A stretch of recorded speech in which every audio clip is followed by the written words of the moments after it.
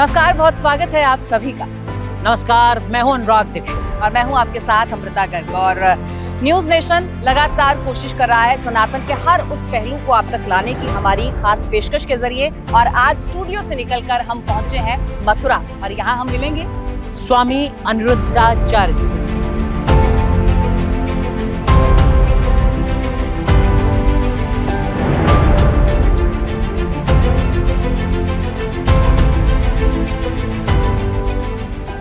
हम वृंदावन में मौजूद हैं और स्वामी अनिरुद्धाचार्य अलग अलग मुद्दों के चलते लगातार चर्चा में रहते हैं। तमाम मुद्दों पर बेबाकी से बात करेंगे और सनातन के काम को कैसे आगे बढ़ा रहे हैं, एक सनातनी के तौर पर, एक संत के तौर पर, एक आचार्य के तौर पर, ये भी उनसे जानेंगे। हम कभी पाखंड को प्रमोट ना करें और पाखंड का साथ ना दें, जो यथार्थ है। कुछ बुद्धिजीवी लोगों ने सेकुलर शब्द जोड़ दिया संविधान में। आपको लगता है गलत? बिल्कुल गलत है। क्यों सेकुलर बने? धार्मिक देश है ये। नारियों को ना कुछ पुरुषों ने भड़का दिया कि आप ना थोड़े कम कपड़े पहनो। विवाह जब हो तो ब्राह्मणों का विवाह ब्राह्मणों में ही हो। मैं अपने हक की बात कर रही हूँ। तो हक क्या चाहते हो? निर्वस्त्र होकर घूमना है आपको? आपका हक ये है कि आपको कोई कपड़े नहीं पहने, मत पहनो, हमें क्या दिक्कत? भाई पाकिस्तान बटा तो मुसलमानों के लिए ना बटा, तो जाओ फिर मुसलमान पाकिस्तान में रहो। न्यूज नेशन की मुहिम बहुत अच्छी है, पाखंड को समाप्त करना ही चाहिए। और किस तरीके से सोशल मीडिया पर उनका जलवा बरकरार रहता है, क्यों रहता है, कैसे उनके बयान आते हैं और फिर कैसे उन बयानों से कई बार यू टर्न लेते हैं, हर मुद्दे पर आज बेबाकी से उनसे करेंगे सवाल।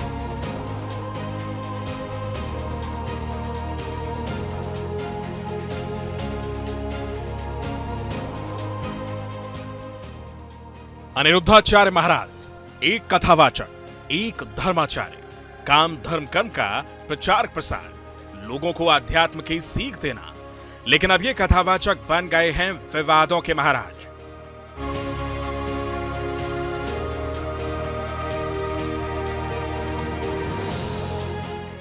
ऐसा हम इसलिए कह रहे हैं क्योंकि अनिरुद्धाचार्य महाराज एकमात्र ऐसे कथावाचक हैं जिनके बयानों के वीडियो का इस्तेमाल कर सोशल मीडिया पर रील्स और मीम्स खूब बनाए जाते हैं।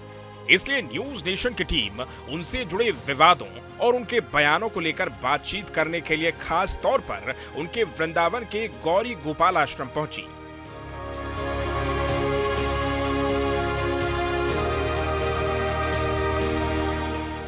न्यूज नेशन की टीम यूं तो पहुंची थी अनिरुद्धाचार्य महाराज से उनके विवादित बयानों पर सफाई मांगने, लेकिन इस खास बातचीत में महाराज ने कई ऐसे बयान दिए जो एक खास वर्ग की भावनाओं को आहत कर सकते हैं, क्योंकि उनका मानना है कि भारत सिर्फ सनातनियों का देश है। ये देश मौलानाओं का थोड़ी है, ये देश भारत सनातनियों का देश है। तो मौलानाओं के हिसाब से चलेगा ये देश, तो सनातन के हिसाब से चलेगा। सनातन और सद्भाव का संदेश देने वाले अनिरुद्धाचार्य महाराज के बयान को सुनकर आप हैरान रह जाएंगे। उनका कहना है कि गैर हिंदुओं को देश में सिर्फ अतिथि और शरणार्थी बनकर ही रहना चाहिए। क्यों कह रहे हैं कि ये देश मुस्लिम का भी है? भाई मुस्लिम का देश तो पाकिस्तान है, वो मेहमान ही थे, मेहमान ही है। भाई पाकिस्तान बटा तो मुसलमानों के लिए ना बटा, तो जाओ फिर मुसलमान पाकिस्तान में रहो। बिल्कुल शरणार्थी ही हैं ये। आप तो ये भारत माँ की जय नहीं बोल रहे हैं। हाँ तो फिर जहाँ तुम्हारे धर्म में लीगल अच्छा हो वहाँ जाओ ना, फिर यहाँ। इतना ही नहीं, अनिरुद्धाचार्य महाराज उन लोगों में भी शामिल हैं जिनका मानना है कि भारत की स्थिति बांग्लादेश जैसी हो गई है और इसके लिए वो एक खास वर्ग को इसका जिम्मेदार मानते हैं। बहुत सारे भारत के राज्यों में हिंदू अल्पसंख्यक हो गया, आप खुद इस बात को जानते हैं, पत्रकार हैं। तो आप कह रहे हैं ये खतरा हो सकता है आने वाले हो सकता क्या, हो चुका। आप बना लो उनके मोहल्ले में एक घर, रह लो आप 1 महीना, बताओ हमें रह के ना भाग जाओ। किसका कसूर मानते हैं? उन्हीं का कसूर है जो गला काटने की बात करते हैं। और इसलिए कथावाचक अनिरुद्धाचार्य चाहते हैं कि भारत के संविधान से सेकुलर शब्द को हटा दिया जाए। कुछ बुद्धिजीवी लोगों ने सेकुलर शब्द जोड़ दिया संविधान में। तो आपको लगता है गलत है? बिल्कुल गलत है। क्यों सेकुलर बने? धार्मिक देश है ये। अनिरुद्धाचार्य के कुछ और ऐसे सुलगते बयान और इस पर उनकी सफाई आपको सुनाएंगे, लेकिन उससे पहले हम आपको गौरी गोपाल आश्रम का वो वृद्धाश्रम दिखाते हैं जहां करीब 300 बुजुर्ग माताओं का ख्याल रखा जाता है। अनिरुद्धाचार्य महाराज के साथ हम वृद्धाश्रम की महिलाओं से भी मिलेंगे और उनका हाल भी जानेंगे।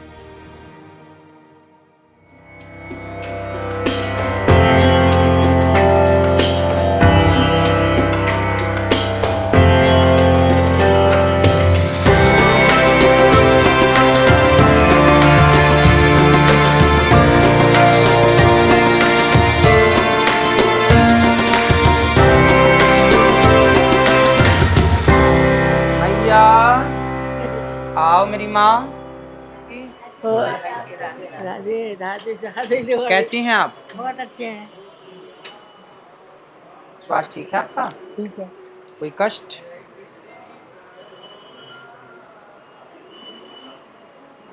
आप लोगों के यहाँ कोई तकलीफ तो नहीं?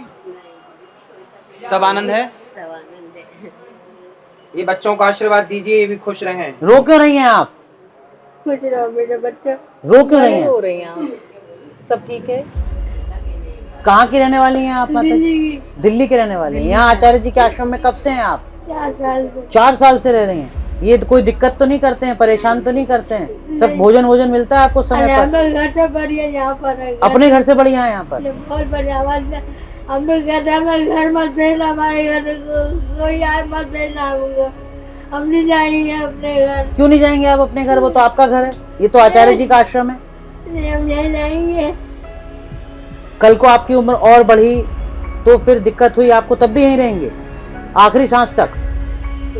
बच्चे सेवा नहीं करते, बच्चे आते नहीं, बात नहीं करते। इतने दिन से मैया यहाँ फोन भी नहीं लगाया कभी। आपने कभी बात करने की कोशिश की? कई परिवार बार से? बात करते हैं, हर 15 दिन में सबके बच्चों से फोन लगवाया जाता है यहाँ के साथ। क्या आप कहते हैं? हर 15 दिन में, कि ताकि ये बच्चे देखो हम लोग हमारे इसलिए बच्चे आते हैं हमको लेने, स्टार्टिंग में हम तो रोज बताए इनसे परमिशन मांगी, उन्होंने कहा चले जाओ, लेकिन वो ये क्या सवाल मर गई, हम सवाल मर गए। चलिए अब चुप रहिए, प्रेम से आनंद से रहिए। बेटे को समझाएंगे, समझाते रहते हैं हर 15 दिन में कि मैया आके ले जाओ अपने बच्चों को। ठीक है मैया? आप खुश?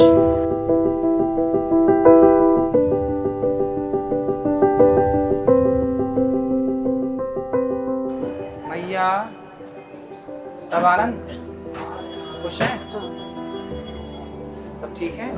ये सब मैया हमारी पूजा पाठ करके अपना खुश रहते। मैया आपको यहाँ तकलीफ तो नहीं है कोई? नहीं कुछ नहीं, ये बेटा सही बेटा ना कोई के नहीं जन्म में है। तो ये आपके सगे बेटे थोड़े ही हैं? हाँ सही बेटा है हमारे। ये कहाँ सगे से बेटे आए कैसे हो गए? सगे बेटा है। कहाँ से आई हैं आप? धर्म के बेटा है ना, ऐसे पोता वही धर्म के बेटा है। ठीक है मैया। कहाँ से आई हैं आप? हम छत्तीसगढ़ के आए बेटा। यहाँ कब से हैं?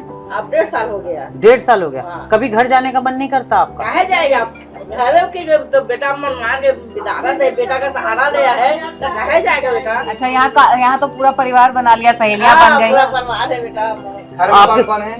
घर में तो बेटा है बेटा। 2 बेटे हैं। 2 बेटे हैं। तो आचार्य जी आपके साथ थोड़ा समय बिताते हैं, हाँ। बात करते हैं आपसे? आते हैं आचार्य जी मिलने कभी कभार? आते हैं। रोज आते हैं? रोज कालो आ रहा है, आज आया है। कभी कोई समस्या हो आपको तो वो समस्या सारी खत्म हो जाती है। हाँ। तो अब यहाँ से वापस घर नहीं जाएंगे? वो कहा जाएगा? क्यों नहीं जाएंगे घर कभी? अब आपकी उम्र और ज्यादा बढ़ी, दिक्कत हुई। कहा जाएगा बेटा, कहा जाएगा आप अभी ना तो बेटा एक फोन नहीं करता है, आजा मैया करके। 1.5 साल हो गया, छोटे बहुत दुख करके हम पढ़ाया है, माटी बोके पढ़ाया है, वो खोज नहीं करता है, तब कहा जाएगा? 2 बछर हो गया इधर आया आप है। जब रोजाना आते हैं या जब भी आपको समय मिलता है आप आते हैं तमाम महिलाओं से मिलने के लिए, आपकी कैसी बॉन्डिंग रहती है? जैसे आप आते हैं, आप हमें भूल जाइए कि हम हैं, नहीं कैमरा हम है। तो देखो माताओं से जैसे रोज मिलते हैं वैसे भी आज ही मिल रहे हैं। हाँ। महिला जो ये समझ रही है कि उसके बच्चे उसकी सेवा नहीं कर रहे हैं, तो सनातन में उनके लिए कितना स्कोप है और कहाँ कहाँ क्या संभावना है? सभी माओ के चरण दबा के चरणों की सेवा करते हैं। ऐसे करता है बेटा, कहीं नहीं, उनके जैसा बेटा कहीं नहीं। कहीं नहीं है बेटा। इधर आ जाइए, आप बैठ जाइए, बैठ जाइए। बैठ जाइए। मैं ये बैठ। अम्मा, परिवार में और कौन कौन है? 2 बेटा है बेटा, बेटी नहीं है। बेटी नहीं है। पर लेकिन एक चीज आचार्य जी मुझे बताइए, अभी जैसे आपने एक बेटे से बात करी कि अपनी मैया को लेकर जाओ जो रो रही थी मैया, अब सनातन तो ये कभी नहीं सिखाता कि आप अपने जो बुजुर्ग हैं उनका अपमान कीजिए, उनको घर से निकाल दीजिए, उन पर हाथ उठाइए, या बुजुर्ग आपके होते हुए रो रहे हैं, ये क्या सनातन नहीं कलयुग की सिखाता। झलक है क्या, या समाज कैसे इस तरीके से दूषित हो रहा है? सनातन नहीं सिखाता, ये मैं काले की शिक्षा नीति सिखाती है। मैं काले कहाँ से आ गया इसमें? क्यों? भारत में शिक्षा नीति किसने लागू की? मैं काले दिन फिर तो उसने तो लागू की कि गाय से गधा पढ़ाओ, उसी तो ने लागू की कि इस तरह की गतिविधि। हमारे यहाँ क्या होता है, हमारे यहाँ वेद में पढ़ाया जाता है मातृ देवो भव, पितृ देवो भव, अतिथि देवो भव, आचार्य देवो भव। अब बताइए किस सिलेबस में ये पाठ है? पहली से लेकर के आप पूरे कॉलेज का पूरा सिलेबस उठाइए, मातृ देवो भव कहाँ पढ़ाया जा रहा है? जब मातृ देवो भव नहीं पढ़ाया जाएगा तो क्या पढ़ाया जाएगा? जब मातृ देवो भव नहीं पढ़ेंगे बच्चे तो फिर माँ के प्रति सम्मान और श्रद्धा कहाँ से आएगी? पर लेकिन लेकिन ये आचार्य तो जी एक इंसान जिज्ञासा को- मेरे मन में मैकाले ने हाँ। ऐसी शिक्षा नीति लागू कर दी जो कि भारतीय शिक्षा से बिल्कुल मैच नहीं करती। हमारे यहाँ वेद पुराण दर्शन जो हमारा विज्ञान था, अब देखिए हमारे यहाँ वैदिक गणित है।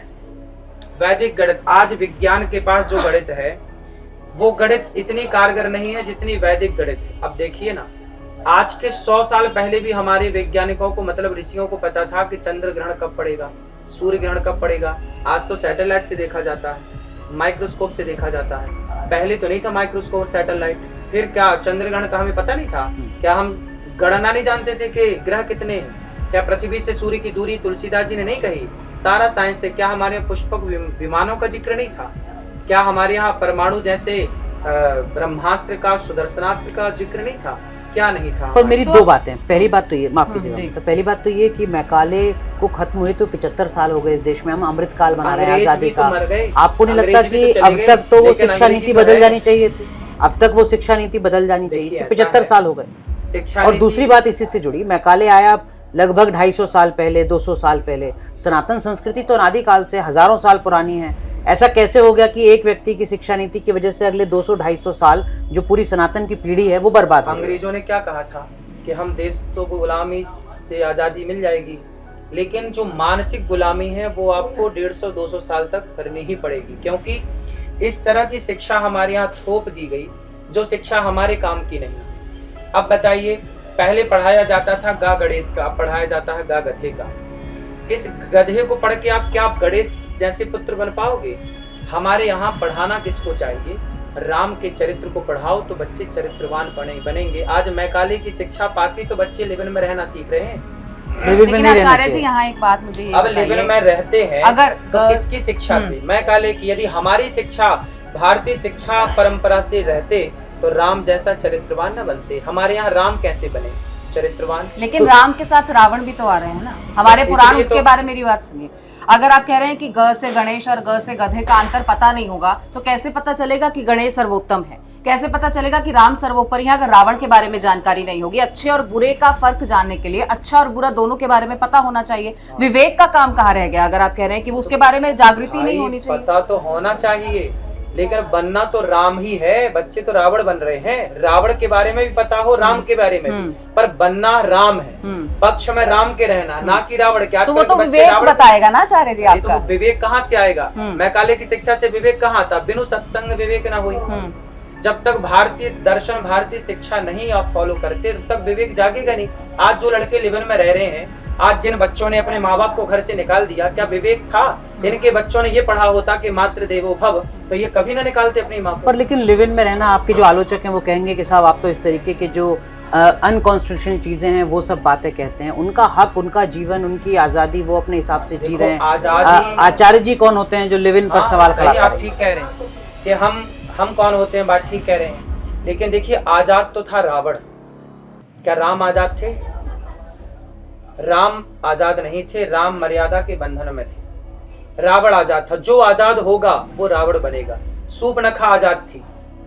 यदि स्त्री आजाद हो गई, जो मर्यादा के बंधन को नहीं मानती, संस्कारों के बंधन को नहीं मानती, तो वो क्या बन जाएगी? सूर्पनखा। और पुरुष आजाद हो गया जो मर्यादा को नहीं मानता, तो वो रावण हो जाएगा। इसलिए सीता जिस बंधन में थी मर्यादा के, और राम जिस बंधन में थे मर्यादा के, हमको भी उसी बंधन में रहना चाहिए। इससे जुड़ी दो बातें हो गई। आप ही के बयान जिसपे आपकी आलोचना होती है, आपने कहा महिलाओं को नौकरी नहीं करनी चाहिए, जो उसका भावार्थ था, क्या वो इसी संदर्भ में? ना, वो अलग बात थी। वो लोग क्या है, हमारे यहाँ आधी अधूरी बात सुनते हैं ना, आधी अधूरी बात सुन के लोग राम को भी बोल देते हैं कि राम ने सीता माँ को क्यों निकाला, सीता माँ पे लांछन लगा देते हैं आधी अधूरी वो भी बात। आप ही के एक बयान को कोट करते हैं।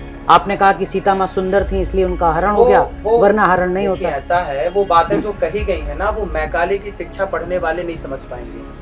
मैं पढ़ता हूँ वेद और पुराण, तो जो मेरी बात समझेंगे, मेरी बात समझने के लिए थोड़ा बुद्धि होनी चाहिए। अब आजकल जो बच्चे हैं जो तर्क करते हैं, उनके पास उतनी समझ तो है नहीं, तो मूर्खों से क्या माथा लड़ाएं?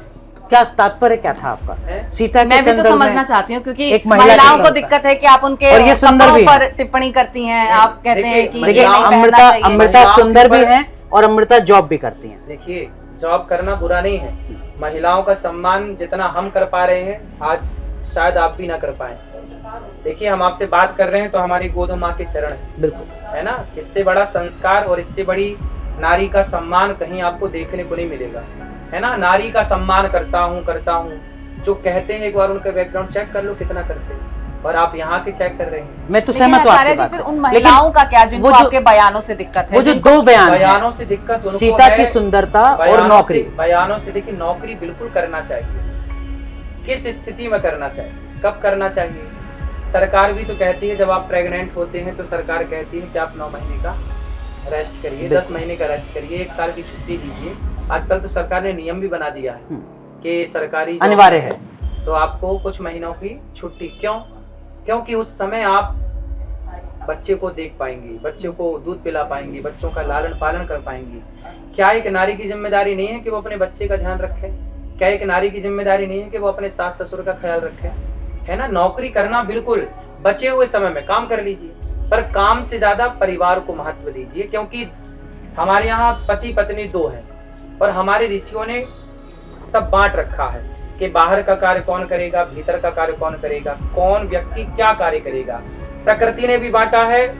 और पर अब तो संविधान का दौर है, बराबरी का हक है सबको। देखिए अब तो महिला और पुरुष दोनों बराबर हैं। ये और मैं दोनों बराबर हैं।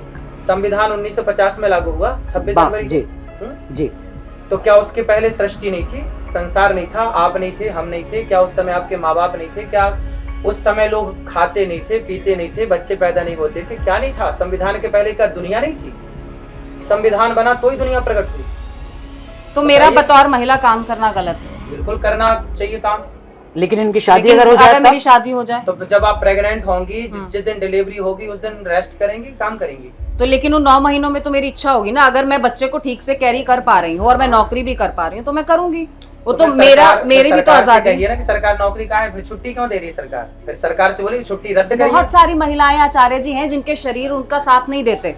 वो अगर या तो प्रेगनेंसी संभाल सकती हैं या वो नौकरी संभाल सकती हैं, लेकिन अगर तो कोई आप इस सक्षम बात से है सहमत है ना? तो वो शरीर वही तो के हम कह रहे ऊपर हैं, निर्भर वही तो हम करता है कह ना। रहे हैं। उस पे आप सामाजिक बाधा नहीं लगा सकते। वो मेरे शरीर की सामर्थ्य है कि मेरा शरीर अगर सामर्थ्य है वो कर सकता है नौकरी भी और बच्चा भी संभाल सकता है तो वो संभालेगा। अगर वो सामर्थ्य नहीं है, देखिए फिर तो स्थितियां ये करती हैं कि झांसी की रानी ने पीठ में बच्चे को बांधा और लड़ाई लड़ी।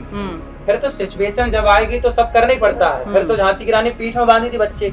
आज मजदूरों को देखिए कि वो कितनी स्त्रियां के सिर पे तसला होता है, विकट परिस्थिति है ना, और पीछे बच्चा बंधा होता है। और वही झांसी की रानी है तो- जिनके लिए कहा जाता है खूब लड़ी मर्दानी, वो तो अरे झांसी भगवान, वाली रानी हम तो आपसे कह रहे हैं जूझू ना बनो, झांसी की रानी बनो। हाँ।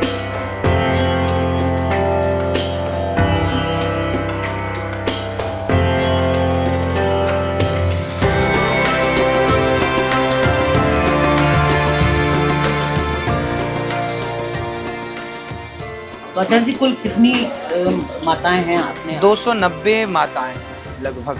आचार्य जी क्यों आपको लगता है कि सिर्फ मैं काले दोषी है? ये तो समाज का पतन है ना। भगवान आज से 200 साल पुरानी एक गलती जब के तक- सहारे हम जी रहे हैं आजादी के 75 साल बाद भी। जब तक आपको गुरुकुल लगता है ये थे- न्यायोचित है? जब तक गुरुकुल थे इस देश में तब तक एक भी वृद्धाश्रम नहीं था। बेटी अभी एक महीना जब तक गुरुकुल थे तब तक एक भी वृद्धाश्रम नहीं था। गुरुकुल नष्ट क्यों किए मुगलों ने? नालंदा में आग क्यों लगाई? क्यों गुरुकुल क्यों आग लगाई? क्यों सारे पुस्तकालय सारे गुरुकुलों को उजाड़ा? क्योंकि उन्हें डर था कि भारत विकसित भारत था उस टाइम जब दुनिया में जब पहला स्कूल बना इंग्लैंड में 1811 में जब पहला स्कूल बना इंग्लैंड में, उस समय भारत में 7 लाख गुरुकुल एक्टिव थे। अच्छा, मुझे पता नहीं है कि 1811 में बना इंग्लैंड में स्कूल। आप देख लीजिए, अच्छा, गूगल बाबा से पूछ लीजिए। लेकिन गूगल ये बाबा कुछ- तो ये आपकी कुछ- भी बड़ी प्रशंसा ये करते कुछ- हैं आचार्य जी। ये कुछ ज्यादा लेट नहीं है 1811, हो सकता है उससे पहले हो। उसके पहले उनके पास कोई शिक्षा की कोई प्लानिंग नहीं थी। जिस समय दुनिया पढ़ना, अब देखिए ना, चलो ये छोड़ो, आप ये बताओ आज 2000 चल रहा है, 2024 चल रहा है। मोहनजोदड़ो हड़प्पा संस्कृति के पहले का कोई अवशेष साइंस के पास है? नहीं है। लेकिन हमारे आचार्य हुए हैं आद्य शंकराचार्य जी आज से 2500 साल पहले, और 2500 साल पहले आद्य शंकराचार्य जी ने शास्त्रार्थ किया था मंडन मिश्र की पत्नी माँ भारती से उस जमाने में स्त्रियां कितनी पढ़ी थी। जो लोग कहते हैं ना कि स्त्रियों को पढ़ने का अधिकार नहीं था, पढ़ाया नहीं गया, तो मंडन मिश्र की पत्नी भारती से तो शास्त्रार्थ हुआ था, तो पढ़ी नहीं होती तो शास्त्रार्थ कैसे कर लेती। 2500 साल पहले हमारे यहाँ की शिक्षा ऐसी थी, पर काया प्रवेश किया था आद्य शंकराचार्य जी ने, इस कोटि की शिक्षा थी। अंग्रेज गए, फिर तो नेहरू आए और अब मोदी जी आए हुए हैं।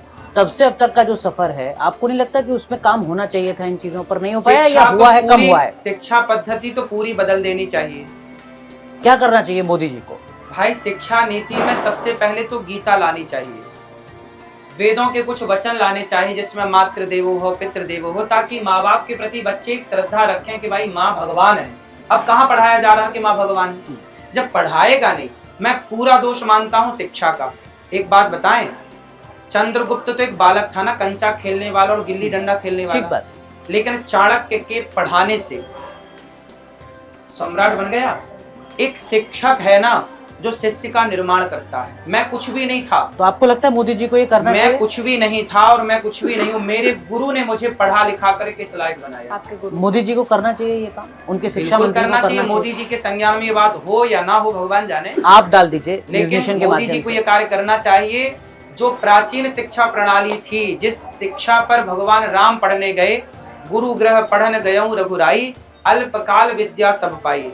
राम पढ़ने गए और पढ़ करके आए तो क्या किया, प्रातः काल उठ के रघुनाथा, मात पिता गुरु ना वही माता। ये शिक्षा होनी चाहिए हमारे यहाँ। पर आपने कहा वेद और गीता पढ़ाने चाहिए बच्चों को, ये तो सेकुलर देश है, यहाँ तो बाकी धर्म के लोग भी हैं। जोड़ा वेद और गीता पढ़ाएंगे तो आपके जो पड़ोसी है मौलाना साहब, वो नाराज नहीं, मौलाना साहब नाराज नहीं हो जाएंगे? अरे ये मौलानाओं का देश थोड़ी है, ये देश मौलानाओं का थोड़ी है, ये देश भारत सनातनियों का देश है। तो मौलानाओं के हिसाब से चलेगा ये देश, तो सनातन के हिसाब से चलेगा? सेकुलर देश है। सेकुलर किसने बनाया? हमने बनाया कि आपने बनाया? कुछ बुद्धिजीवी लोगों ने सेकुलर शब्द जोड़ दिया संविधान में। तो आपको लगता है गलत है? बिल्कुल गलत है। क्यों सेकुलर बने? धार्मिक देश है ये। तो वो जो 20, 30, 40 करोड़ गैर हिंदुओं की आबादी है, तो वो रहे ना यहाँ, अतिथि बन के रहें, हमारे अतिथि हैं, रहें। भाई आपके घर में हम जाएंगे तो अतिथि बन के जाएंगे, मालिक थोड़ी बन जाएंगे हम। वो तो कहते हैं कि ये जमीन हमारी भी लेकिन वैसी है जिन्होंने अपने घर के तौर के पर इसे 1947 में चुन लिया था, उनका 1900 फिर महात्मा गांधी जी ने तो बंटवारा क्यों किया फिर? लेकिन जिन्होंने चुन लिया, आचार्य जी मुझे ये बताइए, चुन जिन्होंने लिया, अपना घर चुन लिया था तो फिर पाकिस्तान से हिंदू खदेड़े क्यों गए? फिर इसका जिम्मेदार कौन है? जो ट्रेनों में लाखों लोग कटे, फिर उसकी हत्या की जिम्मेदारी आपने? देखिए पाकिस्तान की तो हम बात ही नहीं कर सकते, भारत की तुलना में पाकिस्तान का कोई वजूद नहीं है। मैं हिंदुस्तान की बात कर रही हूँ, मैं भारत की बात कर रही हूँ। पाकिस्तान भी हिंदुस्तान है। पाकिस्तान हिंदुस्तान कैसे आचार्य जी? क्यों अभी भी है पाकिस्तान हिंदुस्तान? भाई ये बताइए कि जब देश बटे तो किस आधार पर? धर्म के आधार? नहीं, इसलिए बटा गया कि भाई मुस्लिम यहाँ रहेंगे, हिंदू वहाँ रहेंगे। धर्म के आधार पर? तो क्यों बटा? और जब बटा तो फिर ठीक से बटा। अब आप क्यों कह रहे हैं कि ये देश मुस्लिम का भी है? भाई मुस्लिम का देश तो पाकिस्तान है। लेकिन राष्ट्र सर्वोपरि की एक भावना है, अगर आप राष्ट्रीय अपने आप को कहलाते हैं। जो आप कह रहे हैं इसका मतलब ये आप ये चाहते हैं कि इस देश में जो गैर हिंदू हैं वो शरणार्थी, मेहमान, टेम्परेरी व्यवस्था में? भाई वो मेहमान ही थे, मेहमान ही है। भाई पाकिस्तान बटा तो मुसलमानों के लिए ना बटा, तो जाओ फिर मुसलमान पाकिस्तान में रहो। तो अब मौजूदा सरकार को क्या करना चाहिए? पाकिस्तान भेजना चाहिए सबको। तो फिर हम बिस्मिल साहब की बात करें, कलाम साहब की बात करें, ये तो धरोहर है हमारे देश की। हाँ, तो धरोहर बिल्कुल रहेंगे तो सदा। तो फिर इनके जैसे रहे ना, इनके जैसे बन के रहे। तो कैसे हैं आपके हिसाब से? सबको तराजू में कैसे तोल सकते हैं? क्यों नहीं, आपके हिसाब से कैसे? दंगे क्यों हो रहे हैं? दंगे रुकवाइए। फिर हिंदुओं के गले क्यों काटे जा रहे हैं? तो फिर आप सबको ये नहीं कह सकते ना कि सब शरणार्थी हैं। सब ही शरणार्थी हैं, क्यों नहीं रहेंगे? आपके घर में हम जाएंगे तो माल चलो करवा दो हमारे अपने घर। अगर किसी ने भारत को अपना घर चुना है 47 में, घर आएंगे अच्छा तो आप अपने घर मेरे नाम कर देना। बिल्कुल आइए, आपका स्वागत है। और फिर आप जाना बाहर। आचार्य जी जो आप बात करें वो बहुत बड़ी बात है। आप करें कि संविधान से सेकुलर शब्द भी हटाना चाहिए, जो आप करें इसका मतलब ये हुआ जैसे सेकुलर जोड़ा। नाम बताओ किसने जोड़ा? तो गांधी सरकार में जोड़ा गया। तो गांधी जी ने तो बांटा था, तो गांधी जी ने तो बांटा देश को, तो काहे ठीक से नहीं बांटा गांधी जी ने? फिर गांधी जी से बांटना नहीं आया ठीक से। तो सेकुलर शब्द संविधान से हटना चाहिए। बिल्कुल हटना चाहिए। और मुसलमानों को शरणार्थी की तरह रहना चाहिए। बिल्कुल शरणार्थी ही है ये, रहना क्या चाहिए? लेकिन जिन्होंने आजादी के लिए अपनी कुर्बानियां दी, तो जो दी तो भाई अब तो ये भारत माँ की जय नहीं बोल रहे हैं, जो बोल रहे हैं उनका क्या हाँ, तो कसूर? जो बोल रहे हैं वो रहे नहीं, वो कह रहे हैं कि हमारे धर्म में इसका वो नहीं है, हाँ, तो प्रावधान फिर नहीं। जहाँ तुम्हारे धर्म में लीगल अच्छा हो वहां जाओ ना, फिर वो यहाँ कह रहे हैं का हम है। मूर्ति पूजा नहीं करते हैं। हाँ, तो जहाँ नहीं करते वहां जाओ, हम तो लोग करते हैं, तो हम लोगों के साथ क्यों रह रहे हैं? फिर वहां जाए जहाँ पर नहीं होती, अपने अपने लोग एक साथ रहे, हम लोग जो करते हैं मूर्ति पूजा हम लोग एक साथ रहेंगे। तो फिर वसुधैव कुटुंबकम का कॉन्सेप्ट क्या तो है? भाई हम तो तैयार हैं गले लगाने को, हम तो कहते हैं कि रघुपति राघव राजा राम। आप तो कह रहे हैं चले जाइए। तो भाई जब मान नहीं रहे हैं आप, तो क्या करें? नहीं, मैं तो मान रही हूँ गुरुजी। फिर तो आपको लगता है कि अगर ऐसे ही हालात बने रहे तो जो एक वर्ग है वो कहता है कि देखो जो स्थिति आज बांग्लादेश की है वैसी स्थिति कभी भारत की भी हो सकती है, हो सकती आपको क्या, ऐसा हो डर गई, सताता है? हो सकती क्या, बहुत सारे भारत के राज्यों में हिंदू अल्पसंख्यक हो गया, आप खुद इस बात को जानते हैं, पत्रकार हैं। तो आप कह रहे हैं ये खतरा हो सकता है आने वाले हो वक्त सकता में? क्या, हो चुका। आप बना लो उनके मोहल्ले में एक घर, रह लो आप 1 महीना, बताओ हमें रह के तो ना इसमें भाग किसका जाओ। कसूर मानते हैं? उन्हीं का कसूर है जो गला काटने की बात करते हैं। यदि प्रेम से रहें तो हम लोग तो देखिए प्रेम वाले लोग हैं। मोहम्मद गौरी को पृथ्वीराज ने कितनी बार क्षमा किया, लेकिन फिर भी तो उसने एक बार भी नहीं छोड़ा, फोड़ दी आंखें पृथ्वीराज की। फिर हम तो क्षमा वाले लोग हैं, क्षमा करके रखे तो आप तो छाती पे चढ़ रहे हो।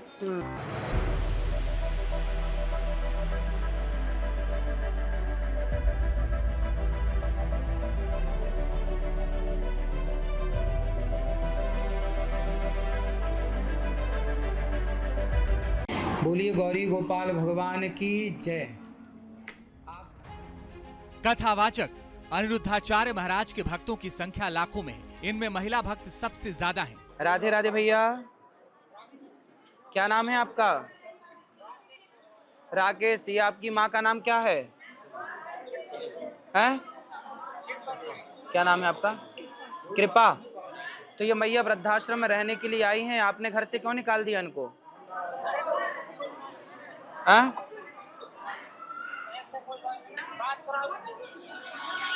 बेटा आओ, मैं आपकी माँ को यहाँ रख रहा हूँ 2-4 दिन, आप 2-4 दिन में आके लेके जाओ अपनी माँ को। लेकिन हैरानी की बात यह है कि अनिरुद्धाचार्य अब तक कई बार महिलाओं पर दिए बयान की वजह से विवादों में रहे हैं। पति जब संपन्न है, पति जब काम कर रहा है, पति कहता है कि नहीं जी तुम घर पे ही रहो, तो जब पति कह रहा है कि आप घर पे रहो, आप काम मत करो, तो फिर काम करने की क्या जरूरत है? अनिरुद्धाचार्य का मानना है कि महिलाओं को नौकरी से ज्यादा परिवार को प्राथमिकता देनी चाहिए। 21वीं सदी के इस युग में अनिरुद्धाचार्य को सिर्फ महिलाओं की नौकरी से दिक्कत नहीं, बल्कि उनका मॉडर्न ड्रेस पहनना भी नहीं भाता। उनका कहना है कि छोटे कपड़े पहनकर महिलाएं समाज में अश्लीलता फैला रही हैं। आपको पता है स्त्री का ज्यादा सुंदर होना गुण नहीं है, स्त्री का जरूरत से ज्यादा सुंदर होना दोष है। हाँ या ना? नहीं समझ में आई? हम समझाते हैं। माता सीता का हरण क्यों हुआ? क्योंकि वह जरूरत से ज्यादा सुंदर थी। द्रौपदी की भरी सभा में साड़ी क्यों खींची गई? क्योंकि द्रौपदी भी जरूरत से ज्यादा सुंदर थी। भाई कपड़े पहने क्यों? जब दिखाने तो फिर पहनो ही, वो भी मत पहनो। जब आपको दिखाने है सब, तब मत पहनो ना। और कपड़े पहने हो तो फिर ढकने के लिए पहने हो तो ढको फिर। आप सुन चुके हैं कि कैसे अनिरुद्धाचार्य महाराज को आज के युवाओं का शादी के बाद हनीमून पर जाना और उससे पहले लिव इन में रहना पसंद नहीं। उनका आरोप है कि आधुनिक शिक्षा नीति युवाओं को लिव इन में रहना सिखा रही है और रावण बना रही है। अब लिव इन में रहते हैं अगर तो किसकी शिक्षा से? मैं काले की यदि हमारी शिक्षा भारतीय शिक्षा परंपरा से रहते तो राम जैसा चरित्रवान न बनते। बनना तो राम ही है, बच्चे तो रावण बन रहे हैं। लेकिन जब उनसे सवाल किया गया कि आखिर युवाओं के दिमाग में ये सब आने की वजह सिर्फ आधुनिक शिक्षा ही है, तो उन्होंने इसके लिए फिल्मों को भी जिम्मेदार ठहरा दिया। प्यार किया तो डरना क्या? प्यार किया कोई चोरी नहीं की, छुप छुपा है भरना क्या? भाई प्यार किया तो डरना क्या? मतलब किसी से भी प्यार करो। और बॉलीवुड क्या सिखाता? कोई भी लड़की मिल जाए प्यार कर लो। प्यार की जाति नहीं होती, प्यार का मजहब नहीं होता, प्यार का पंथ नहीं होता है। सब की बेटियां पढ़ने लिखने के नाम पर किसी लड़के से मोहब्बत कर लेती हैं, किसी लड़के से जाकर प्यार कर लेती हैं और बाद में उस प्यार के नाम पर उस लड़की के 35 टुकड़े हो जाते हैं।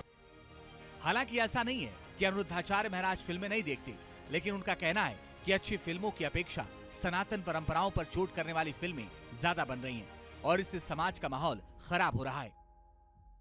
जब से फिल्में बनी तब से रेप के सीन आए और रेप होना शुरू हो गया। गाने बनते हैं तू हाँ कर या ना कर, तू है मेरी किरण।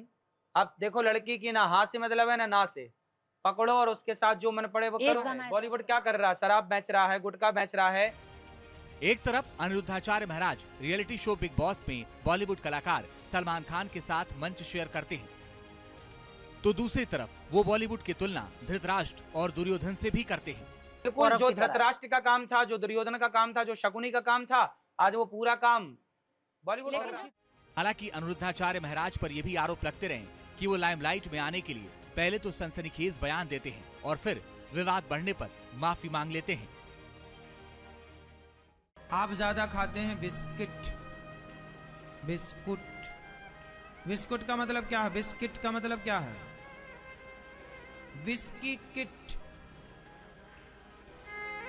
विस मतलब जहर की किट, मीन्स बिस्किट।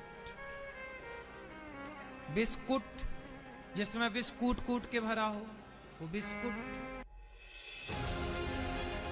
हमने कहा बिस्किट, जहर तो है ही है। अब इसमें कोई माफी मंगवा ले तो ठीक भैया माफ कर दो।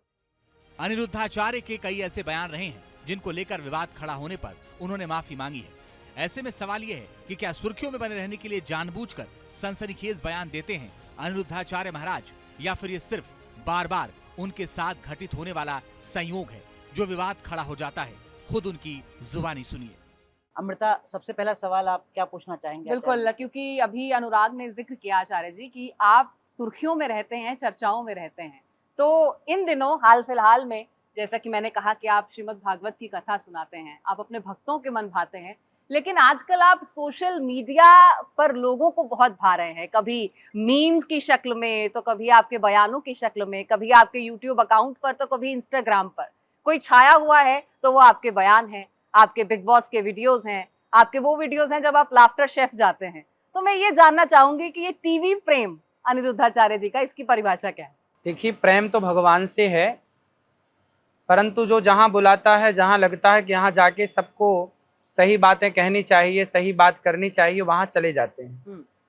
और रहा सोशल मीडिया पे लोगों का प्यार, तो ये तो सब आप सबका आशीर्वाद है और प्यार है कि सब सोशल मीडिया में प्यार करते हैं।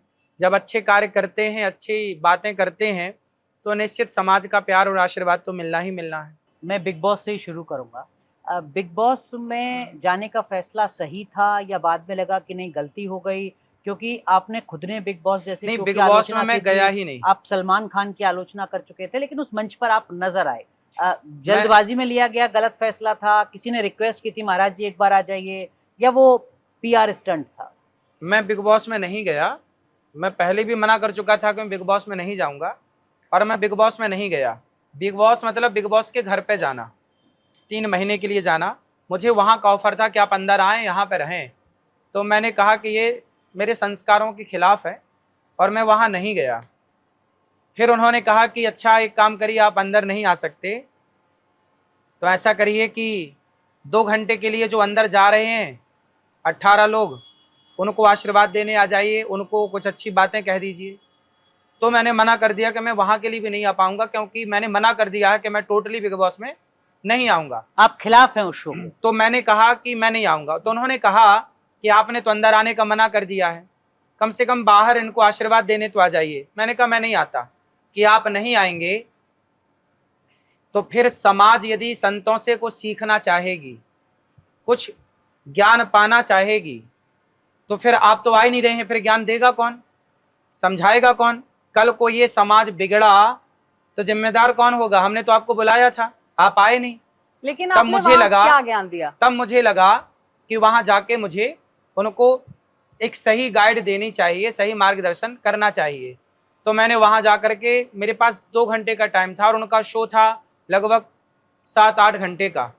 तो मैं उस 7-8 घंटे में केवल 2 घंटे रहा, कुछ लोगों से मिल पाया क्योंकि मुझे बिहार की कथा में सम्मिलित होना था। तो वहाँ पे जितना मैं समय रहा, मैंने सबको बोला कि आप संस्कारी हैं और संस्कारी काम करिएगा, ऐसा कोई काम मत करिएगा जिससे आप संस्कारहीन कहलाएं। तो फैसला सही था 2 घंटे के लिए जाना? अगर सही था तो बाद में फिर आपका स्पष्टीकरण आया, मैं वो जानना चाह रहा हूँ। देखिए, स्पष्टीकरण तो ऐसा है कि हमारे देश में कुछ लोग नहीं समझ पाते, उनको लगा ना, लोगों ने गलत फहमियाँ फैला दी। उन्होंने कह दिया कि महाराज जी गए बिग बॉस में, जबकि मैं गया नहीं था। लोगों ने गलत फहमियां फैलाई तो उसके चक्कर में लोगों को लगा कि चले गए। उसके लिए मैंने बोला कि मैं गया नहीं, जिस कार्य के लिए मैं गया था वो कार्य करके आया। अच्छा आचार्य जी, एक बात बताइए, जिस बॉलीवुड को आप हमेशा नकारते हैं, अभी भी नकारते हैं, जिस बॉलीवुड के विरोध में आप हमेशा बात करते हैं, आप कहते हैं कि वो समाज के पायदान को गिराता है, आप ये हमेशा कहते हैं, तो उसी बॉलीवुड के सुपरस्टार हैं सलमान खान, जिनसे आपने मंच भी साझा किया, जिनसे आप मिले भी, आप मुस्कुराए भी, आपकी बातें भी हुई, और उन्हीं सलमान खान के बारे में आपने ये भी कहा था कि ये लोग रुतबे और रुआब में सड़क पर चलते हुए लोगों को रौंदते चले जाते हैं। तो फिर ये कॉन्ट्राडिक्शन आपके बयानों में भी नजर आती है, कई बार क्रियाओं में भी नजर आती है, उसी को लेकर आप ट्रोल भी होते हैं। देखिए, मैं वहां गया, हनुमान जी लंका गए तो रावण को समझाने गए थे, रावण से दोस्ती करने नहीं गए थे, है ना। हनुमान जी का लंका जाना जरूरी था कि नहीं?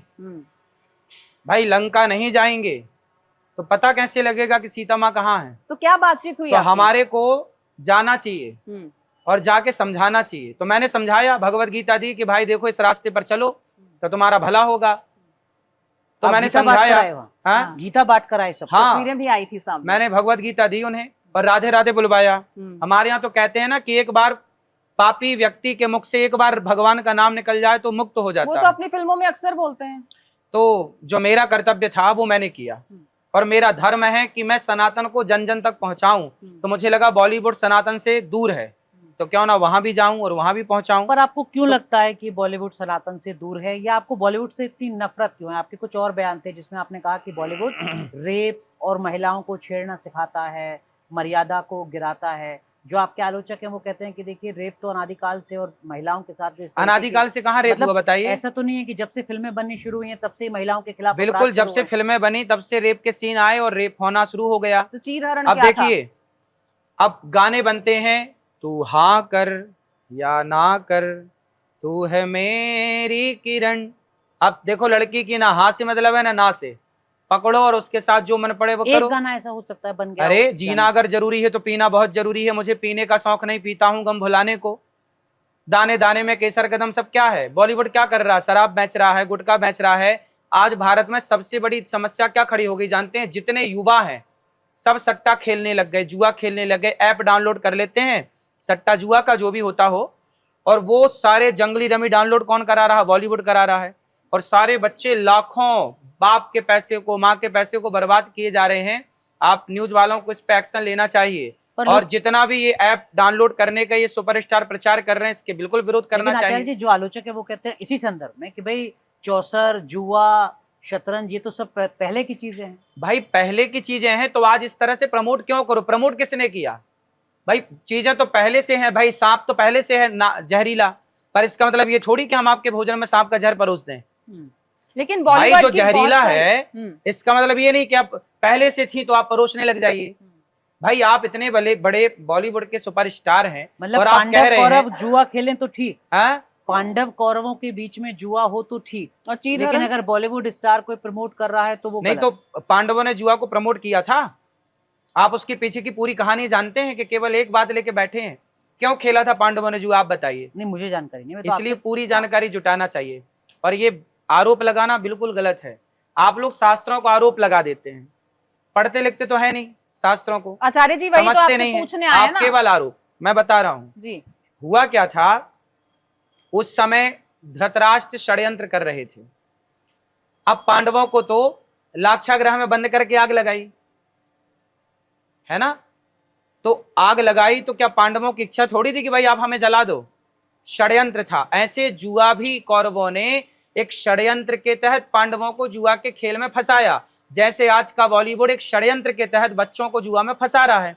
तो जो षड्यंत्र धृतराष्ट्र ने किया, क्या वही षड्यंत्र आज बॉलीवुड कर रहा है? मतलब बॉलीवुड आज का उस जमाने के धृतराष्ट्र, बिल्कुल जो धृतराष्ट्र का काम था, जो दुर्योधन का काम था, जो शकुनी का काम था, आज वो पूरा काम बॉलीवुड कर रहा है। जो सामाजिक सरोकार से बनी हुई जुड़ी हुई मूवीज हैं उनके बारे में आप क्या कहेंगे? जो समाज के उत्थान के लिए, महिलाओं की पढ़ाई के लिए, महिलाओं के मुद्दों को उठाने के लिए जो तमाम फिल्में बनती हैं, जो जागृत करती हैं, अच्छी हैं। जो मूवी अच्छी है वो जरूर देखना चाहिए, पर अच्छे के चक्कर में ऐसा ना हो ना कि हम आपको खीर खवाएं और साथ में जहर भी परोस दें। तो फिर खीर के मतलब क्या हुए, मायने क्या हुए? इसका मतलब ये भी तो है ना कि पांचों उंगलियां एक बराबर नहीं। भाई 5 उंगलियां एक बराबर नहीं, पर हाथ तो एक बराबर है दोनों। ठीक है, बात समझो। एक कि और आप खीर खाने बैठे हैं तो आपको जहर न परोसा जाए कि आपने 4 मूवी अच्छी बनाई तो 100 मूवी आप बुरी बुरी बना दें, तो 4 मूवियों का प्रभाव तो समाज में पड़ना नहीं है, लेकिन वो आपकी जो गलत बातें हैं उनका प्रभाव समाज में पड़ अच्छा जाएगा। एक और आपका बयान था जिसपे बहुत ज्यादा चर्चा हुई, इसमें आपने कहा कि कलयुग का जो प्रेम है वो प्रेम नहीं हवस बन गया है।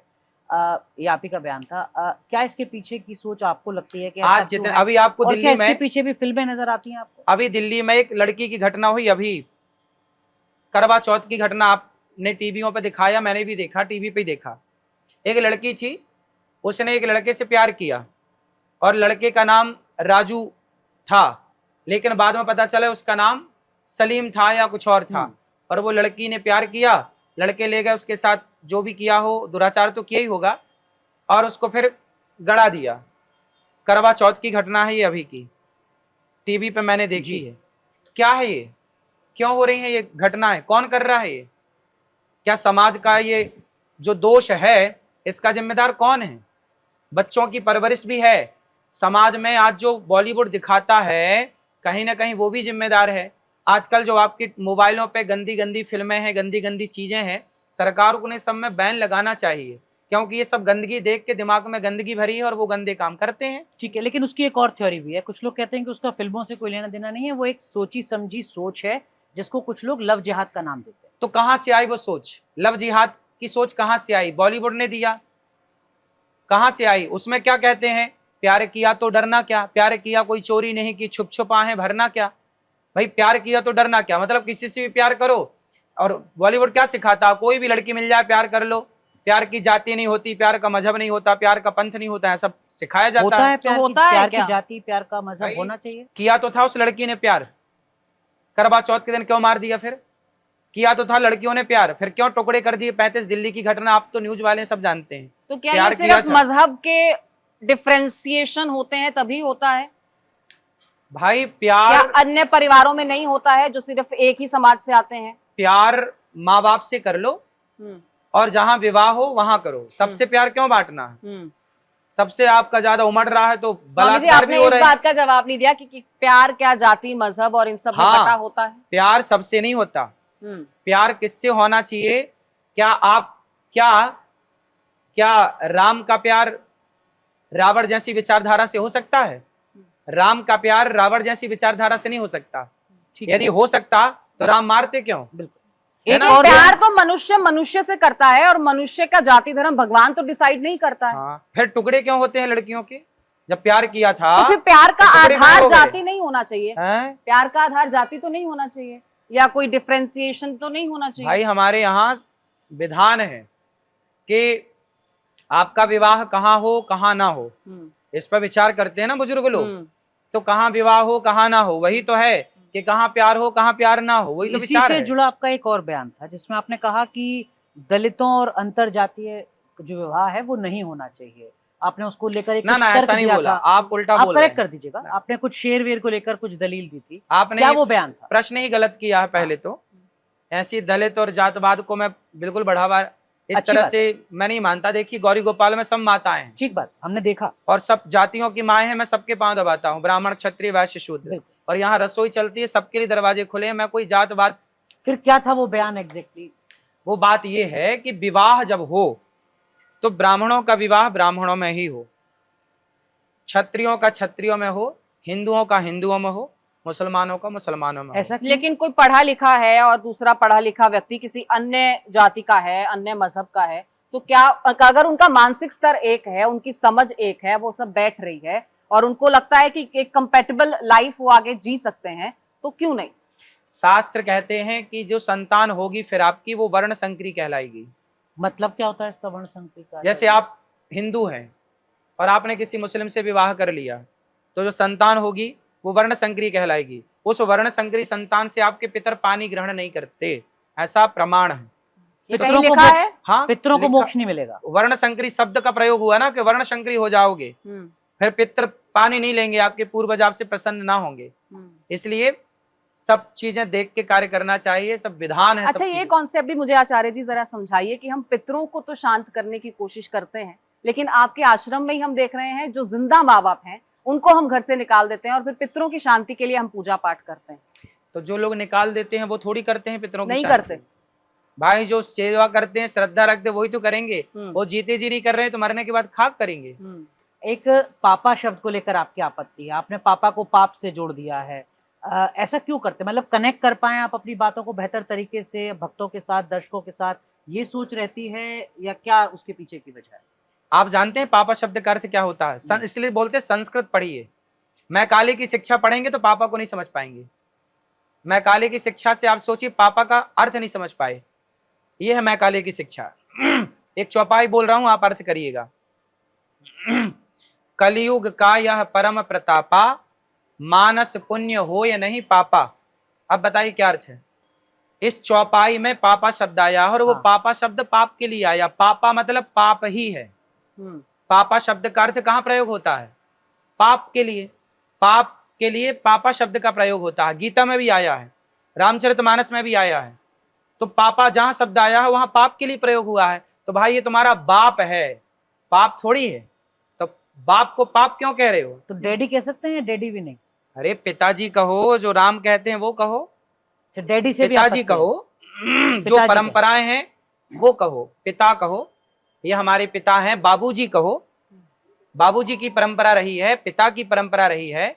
आपको क्यों डैडी और पापा कहना है? जो आपके आलोचक है वो कहते हैं कि देखिए अनिरुद्धाचार्य जी कुछ भी बयान दे देते हैं और कहते हैं कि फिर शास्त्रों में लिखा हुआ है। जैसे गोबर के, आपको गीता में श्लोक दिखा गोबर के संदर्भ में आपने बयान दिया कि गोबर का इस्तेमाल करना चाहिए। आपसे पूछा, आपने कहा नहीं ये तो शास्त्रों में लिखा हुआ है। कहीं वास्तव में लिखा हुआ है? मैंने बताया ना कि भरत जी गौमूत्र से पका हुआ दलिया खाते थे। अब जब भरत जी, राम के भाई भरत जी 14 साल यही खाए हैं, लिखा मैं आपको ऑन रिकॉर्ड दिखा सकता हूँ। तो जब लिखा हुआ है तो अब नहीं मानना तो मैं कहाँ मूर्खों से मुंह मारूं और सिर्फ माथा पच्ची करूं। अच्छा, ये भी बयान आते हैं और फिर कई बार ऐसे बयान आते हैं जिन पर फिर माफी भी मांगनी पड़ जाती है, जिन पर यू टर्न सामने आ जाता है और इसीलिए कई बार सोशल मीडिया पे माफी वाले कथावाचक कह के भी आपको संबोधित किया जाता है। तुलसीदास जी ने सबसे पहले दुष्टों की वंदना करी है। तो दुष्टों से तो माफी मांग। वाल्मीकि जी को लेकर जो बयान सामने आए थे उस पर फिर आपने माफी मांगी थी। देखिए ऐसा है कि तुलसीदास जी क्या कहते हैं, छोटे बन के रहो। हनुमान जी लंका गए, छोटे से बन के गए। मसक समान रूप कपिधरी, अति लघु रूप पवन सुत लीन्हा। तो छोटे बन जाने में कोई बुराई नहीं। आप देखिए, मैं बात तो ठीक कह रहा हूं, पर देख रहा हूं क्या कौओं की भीड़ में हंस की कहाँ चलेगी? तो हंस कौओं से माफी मांग ले, भैया ठीक है तुम। यानी समाज को दिखाने के लिए माफी मांगी। आप कह रहे हैं कि अभी भी आपके बयान सही है? जो बयान, अब हमने कहा बिस्किट जहर तो है ही है, अब इसमें कोई माफी मंगवा ले तो ठीक भैया माफ कर दो। लेकिन जहर कैसे हो गया आचार्य जी? क्यों? फिर आपने न्यूज में, तो आपकी न्यूज में दिखाया कि महाराष्ट्र में 90 बच्चे बीमार पड़ गए बिस्किट खा के। वो तो किसी भी चीज से पड़ सकते हैं। जब आपने तो बिस्किट ही दिखाया था। नहीं, वो तो कूटू का आटा, आपने तो बिस्किट ही दिखाया था। अब देखो, अब कूटू आटा न ले आइए। नहीं, मैं एक उदाहरण, कूटू आटे से नहीं बीमार पड़े लोग होते हैं। मैंने न्यूज जो देखा वो ये देखा कि बिस्किट खा के बच्चे बीमार पड़े। आप लोगों की न्यूज में दिखाया मैंने। तो वाल्मीकि जी वाले बयान पे यू टर्न क्यों लेना पड़ा आपको? जो बातें समझ में नहीं आती भाई, शास्त्रों में लिखा है और नहीं समझ में आ रही तो ठीक है भैया, तो अभी एक कोशिश कर लीजिए समझाने की। नहीं समझ में आएगा क्या? कुछ बातें समाज की समझ के परे हैं, वो समझ में नहीं आएंगी। एक चीज मुझे बताइए, ये हनीमून जाने वाले जो युवा हैं वो आपको पसंद क्यों नहीं है? नहीं, हनीमून जाओ, कोई हम क्यों पकड़ेंगे किसी को, हम क्यों रोकेंगे? आप हनीमून मनाइए। कि भाई ये जो हनीमून, शादी के तुरंत बाद हनीमून चले जाते हैं, ये भाई हमारे यहाँ परंपरा रही है ना कि पहले घर आओ, दूल्हा दुल्हन दोनों अपने कुल देवताओं को, अपने इष्ट देवताओं को, अपने ग्राम देवताओं को पहले प्रणाम करो। तो ये सब एक परंपरा होती है। एक घर में आओ, सीधा पहले सबको प्रणाम करो, सबसे आशीर्वाद लो, एक भगवान की पूजा, भगवान की उपासना के साथ अपना गृहस्थ जीवन प्रारंभ करो। आजकल लड़के सीधे विदाई हुई सीधा भाग जाते हैं, उनसे आपत्ति है सर। प्रणाम करना जरूरी है, रीति रिवाज ना भूलिए। जब आप रीति रिवाज भूल जाएंगे तो सोचिए आपकी आने वाली संतान फिर कौन सी रीति रिवाज को फॉलो करेगी। अच्छा, एक महिला हूं मैं, क्योंकि रीति रिवाज की बात चल रही है। महिलाएं तो पहले से ही रीति रिवाज के उसमें बंधी हुई रही हैं हमेशा से, और बहुत अच्छे से उन्होंने निभाया है। जिस तरीके से, जिस परिस्थिति में उसे ढाल दिया गया, जिस सांचे में ढाल दिया गया। और आज के जमाने में जब हम एक मॉडर्न सिविलाइजेशन की तरफ हैं, तो ऐसे में महिलाएं भी मॉडर्नाइजेशन को अपना रही हैं। लेकिन महिलाओं को लेकर, उनके पहरावे को लेकर, उनकी नौकरियों को लेकर अमूमन ऐसे बयान आपके आए हैं। तो बतौर एक महिला मैं भी उन बयानों को लेकर कई बार चिंतित होती हूँ, या कई बार आप विचलित होते हैं कि ये इसको जस्टिफाई कैसे कर पाएंगे। महिलाओं को तो काम करना ही चाहिए, सारे काम करती ही आई हैं, आगे भी करेंगी, इसमें क्या आपत्ति है? आपने आपत्ति क्यों जताई? हमारी बात को समझते नहीं हैं। अब जब नहीं समझेंगे तो आधा ज्ञान आधा जल गगरी छलकत जाए, आधा ज्ञान किसी काम का नहीं। मेरी बात जब आधी अधूरी आप सुनेंगे तो उसमें निष्कर्ष तक आप नहीं पहुंच पाएंगे, इसलिए हमारी पूरी बातें सुनिए। हमसे लोग जुड़े कौन लोग हैं जो हमारी पूरी बातें सुनते हैं? क्या है हम पे सवाल कौन खड़े करते हैं जो अधूरी बात सुनते हैं? महिलाओं तो आप के संदर्भ बताइए में ना पूरी फिर। बात क्या है आचार्य जी? ऐसा है कि जब पुरुष जो काम करता है तो महिला को क्या करना चाहिए कि जो काम, जैसे आपका बिजनेस है किसी चीज का, तो आप दोनों पति पत्नी मिलकर उस बिजनेस को बढ़ाइए। अब पति बिजनेस कर रहा है किसी का, अब पत्नी उसका साथ नहीं दे रही है, वो कहीं और काम करना चाहती है। कोशिश ये हो कि हम पति पत्नी दोनों एक ही बिजनेस को आगे बढ़ाएं। क्या है कि हमारा सपोर्ट आपको मिल जाएगा, आपका सपोर्ट हमें मिल जाएगा, तो एक साथ एक काम को करने से आप और ग्रोथ कर पाएंगे और तरक्की कर पाएंगे। लेकिन एक ही जब पति कार्य में संपन्न दोनों है, सामर्थ्य हो। पति जब संपन्न है, पति जब काम कर रहा है, पति कहता है कि नहीं जी तुम घर पे ही रहो, तो जब पति कह रहा है कि आप घर पे रहो, आप काम मत करो, तो फिर काम करने की क्या जरूरत है? तो उसने इतनी पढ़ाई लिखाई की, उसने तो पढ़ाई लिखाई का प्रयोग करें ना। आप घर बैठे क्या काम नहीं कर सकते? क्या घर में बैठी लड़कियां काम नहीं कर रही कंप्यूटर लैपटॉप से? क्या सारे काम घर पे ही हो तो रहे हैं? महिलाओं को घर में कैद कर देना चाहिए, ये कह रहे हैं आप? घर में बैठ के काम क्यों करेंगी जब समाज में वो तो समाज जाओ को बाहर face कर करो सकते काम, जाओ करो। आपको महिलाओं का मॉडर्न ड्रेस पहनना भी पसंद नहीं? नहीं, मॉडर्न ड्रेस नहीं, ये ड्रेस हैं। अच्छी मेरे है, पहरावे ये तो में तो सलवार कोई सूट दिक्कत नहीं। अच्छी है। ये तो सलवार सूट, हाँ तो ऐसी पहनना चाहिए। मॉडर्न और ड्रेस अगर मैंने अब इतने इतने ब्लेजर से पहना कपड़े होता- पहन लेते हैं, उसमें क्या ढकता है? ढकना जरूरी है सब। भाई कपड़े पहने क्यों? जब दिखाने तो फिर पहनो ही, वो भी मत पहनो। जब आपको दिखाने है सब तो मत पहनो ना, और कपड़े पहने हो तो फिर ढकने के लिए पहने हो तो ढको फिर। आपको महिलाओं का मॉडर्न ड्रेस पहनना भी पसंद नहीं? नहीं, मॉडर्न ड्रेस नहीं, ये ड्रेस अच्छी मेरे है, पहरावे ये तो में तो सलवार कोई सूट दिक्कत नहीं। अच्छी है। ये तो सलवार सूट, हाँ तो ऐसी पहनना चाहिए। मॉडर्न और ड्रेस अगर मैंने अब इतने इतने ब्लेजर से पहना कपड़े होता- पहन लेते हैं, उसमें क्या ढकता है? ढकना जरूरी है सब। भाई कपड़े पहने क्यों? जब दिखाने तो फिर पहनो ही, वो भी मत पहनो। जब आपको दिखाने है सब तो मत पहनो ना, और कपड़े पहने हो तो फिर ढकने के लिए पहने हो तो ढको फिर, जैसे बहन पहने तो वो तो अच्छे फिर हैं। तालिबान राज वाली सोच आ गई ना। तालिबान वाह, मतलब आप चाहते हैं कि लड़कियां नंगी घूमे? नहीं नहीं, पूरा सिर ढक के आप जैसी विचारधारा के लोग ही चाहते हैं कि आप रहो कम कर, हम देखेंगे। चाह रहा हूँ कि जैसे वो नहीं तो तालिबान फिर के दौर बुर्का में तो हम मुझे देखते लगता है थे इससे भी सही है, उसमें कि तो पूरा महिलाएं- ढकना आपने है। ठीक पहना है, मैंने आपकी बात कर दी ना, आप ठीक पहन अगर रहे ये हैं। स्कर्ट पहन कर आती तो अब स्कर्ट क्या होता पहले ये समझाओ। जो आपने बताया अभी यहाँ तक अच्छा, तो फिर समाज में पता है ना, आपको, आप पूछ रहे हैं मुझसे। समाज में आप जैसे कुछ लोग हैं जो देखना चाहते हैं, हाँ नहीं, भाई मैं तो दिखाओ। आपसे जानना चाह रहा हूँ आपका क्या भाव रहता है अगर ये नारियों को ना कुछ पुरुषों ने भड़का दिया कि आप ना थोड़े कम कपड़े पहनो, और नारियां हैं भोली। जब आप ये कह रहे अच्छा, हैं तो फिर नारियों आप का अपना सीधी- विवेक नहीं आप है, अपनी महिलाओं को समझ आप नहीं विवेक है। बता रहे हैं। अरे खुद की समझ होती यदि एक तो और आप विवाद में फंस रहे हैं आप। आप यदि आप कह रहे हैं महिलाएं विवेकहीन है। अरे यार अपने से कुछ भी बोल दो। आपने कहा नारियों को वर्गला दिया गया, उनको भड़का दिया गया। भाई पहले कपड़े उतारे जाते थे तो महाभारत होता था, आज हम पहनने का कह रहे हैं तो आप महाभारत करने को तैयार हैं। मैं अपने हक की बात कर रही हूँ। मुझे तो वो हक क्या पसंद- चाहते हो? निर्वस्त्र होकर घूमना है आपको? आपका हक ये है कि आपको कोई कपड़े नहीं पहने, मत पहनो, हमें क्या दिक्कत है? उतार दो सारे। हाँ हाँ, हमें क्या दिक्कत है? जब समाज में आप यही चाह रहे हैं कि हम नंगे घूमे तो घूमो, लेकिन हम थोड़ी फिर टोका नहीं जा सकता है ना आचार्य जी। तो फिर पहनो पूरे। पहन तो रहे हैं, हाँ ठीक लेकिन तो है। कोई ये नहीं कह सकता कि ये पहनो। मुझे इस बात से आपत्ति है कि कोई मुझे ये नहीं कह सकता कि ये पहनो या ये पहनो। वो कह रहे हैं कंपल्शन नहीं है, उनका हाँ। सुझाव है, उनको ऐसा लगता है। देखो मेरा भी सुझाव है हाँ। आपके लिए कि आप अच्छे कपड़े पहनिए। कपड़े पहने क्यों जाते हैं आप उत्तर दीजिए। अच्छे की परिभाषा क्या है स्वामी? पहले मेरे प्रश्न का उत्तर दीजिए, कपड़े क्यों पहने हम तो जाते हैं? प्रश्न पूछने आए हैं ना ना ना ना ना ना। पहले मेरे प्रश्न का उत्तर दीजिए, कपड़े क्यों पहने जाते हैं? शरीर दिखाने या शरीर ढकने? उत्तर दो आप। कपड़े पहने जाते हैं जो आपको पसंद हो, कपड़े जो पहने आपके जाते हैं। ऊपर जचे। अरे कपड़े तो पहने आपको क्यों लगे जाते कि हैं? आप आपने इसमें इसका उत्तर अच्छा- नहीं दिया। मैं कह तो रही आप हूँ। उत्तर नहीं दे रहे हैं। क्यों नहीं कपड़े दे रहे? पहने जाते हैं अब देखिए, शरीर ये ढकने वही के लिए। बात है कि आप कह रहे हैं कि मेरी बात को कोई समझ नहीं पा रहा है तो उसको लगता है कि मैंने उत्तर नहीं दिया। अब मेरी बात को आप समझ नहीं पा रहे तो आपको लग रहा है कि मैंने आपको उत्तर नहीं दिया। पता होना चाहिए कि कपड़े शरीर को ढकने के लिए पहने जाते हैं, शरीर को दिखाने के लिए नहीं। तो अच्छे वस्त्रों की परिभाषा क्या है? जो आप पहने हैं, ये परिभाषा है। यही परिभाषा है। तो इन्हीं कपड़ों में औरत को रहना चाहिए। सही है। पर लेकिन ये जो एक दो चीजें और जो बीच बीच में आपके बयान जिस पे आप चर्चा में रहते, सोशल मीडिया में बहुत ज्यादा आप ट्रेंडिंग रहते हैं, जैसे वो एप्पल की कहानी, शादी हो गई है, एक ही पति है, ये अचानक से अनायास निकल जाता है भावावेश में, या क्या कहीं कुछ लगता है बाद में कि यार ये तो कुछ गड़बड़ हो गई? पूरी बात ना सुनने का ये परिणाम है जो आप पूछ रहे हैं। अच्छा, थक नहीं गए अब तक आप अनिरुद्धाचार्य जी बार बार सफाई देते हुए वही बातें? हम गौमूत्र पीते हैं ना, इसलिए थकते नहीं। आप थक जाते हो, गौमूत्र नहीं पीते इसलिए। लेकिन आधा अधूरा ज्ञान, चाहे कोई आचार्य हो, कथावाचक हो या आम सामान्य जीव, सबके लिए खतरनाक है, ये मानेंगे? तो आधा अधूरा ज्ञान तो आप लोग भी लेके आए हैं। तो आपके पास गौमूत्र भी तो पीना नहीं शुरू है। कर दें हम तो फिर? हाँ, गौमूत्र पीना शुरू करिए आप। गौमूत्र पीने से हमारी जो ऊर्जा है वो और कई गुना बढ़ जाएगी। कई गुना बढ़ जाएगी। देखिए, हमारे सनातन में ना धर्म की बातें हों, अच्छी चर्चाएं हों, पर पाखंड ना हो। पाखंड से सनातन को बहुत बड़ा खतरा है।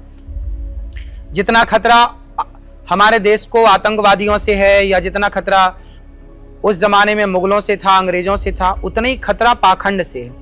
इसलिए हम आज के आधुनिक युग में, आज के साइंस के युग में, हम कभी पाखंड को प्रमोट ना करें और पाखंड का साथ ना दें। जो यथार्थ है, जो सच्चाई है, वो आगे बढ़े। और भगवान की भक्ति सबसे उत्तम है। भगवान राम, जब लक्ष्मण जी को शक्ति लगी तो लक्ष्मण जी के लिए भी संजीवनी बूटी लाई गई। तो आयुर्वेद को प्रमोट किया जाए, आयुर्वेद की वो बातें की जाएं जो न्याय संगत हैं, जो यथार्थ हैं, उन बातों पे अमल किया जाए। और जो शास्त्र कहते हैं, भगवत गीता कहती है, वेद कहते हैं, पुराण कहते हैं, उन बातों को आगे बढ़ाना चाहिए। मनमाना आचरण बिल्कुल ना हो सनातन में। ऐसा ना हो कि जी मैं तुम्हें भस्म कर दूंगा, तुम्हें ये कर दूंगा, तुम्हें वो कर दूंगा। ये पाखंड से हम सबको सदा दूर रहना चाहिए। जो बाकी अलग अलग धर्म के भी जो लोग हैं, कोई पास्टर है, कोई हाथ रखते लोगों को उछाल रहा है, उनके खिलाफ चला रहे हैं। जो न्यूज नेशन की मुहिम है, इसको आप कैसे? अच्छा है, न्यूज नेशन की मुहिम बहुत अच्छी है। पाखंड को समाप्त करना ही चाहिए और ये सबको कार्य करना चाहिए। और पाखंड से सबको, आम जनमानस को बचना चाहिए। पाखंड नहीं, सच्चा प्रेम हो भगवान के प्रति, सच्ची श्रद्धा हो, सच्ची निष्ठा हो, सच्ची राह पर चलें आप, सच्ची राह पर चले हम। पाखंड से बचें आप, पाखंड से बचें हम।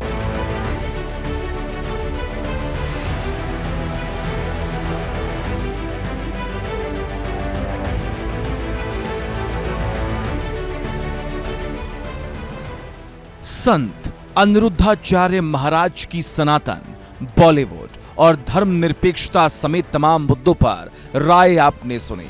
महिलाओं को कैसे परिधान पहनना चाहिए, क्यों छोटे कपड़ों से परहेज करना चाहिए, ये भी सुना। आपने देश के मुस्लिम समुदाय के लिए दिए गए महाराज के विवादित बयान भी सुने। भाई कपड़े पहने क्यों? जब दिखाने तो फिर पहनो ही, वो भी मत पहनो। जब आपको दिखाने है सब, तब मत पहनो ना। और कपड़े पहने हो तो फिर ढकने के लिए पहने हो तो ढको फिर। आपने देश के मुस्लिम समुदाय के लिए दिए गए महाराज के विवादित बयान भी सुने। ये देश मौलानाओं का थोड़ी है, ये देश भारत सनातनियों का देश है। तो मौलानाओं के हिसाब से चलेगा ये देश, ये सनातन के हिसाब से चलेगा।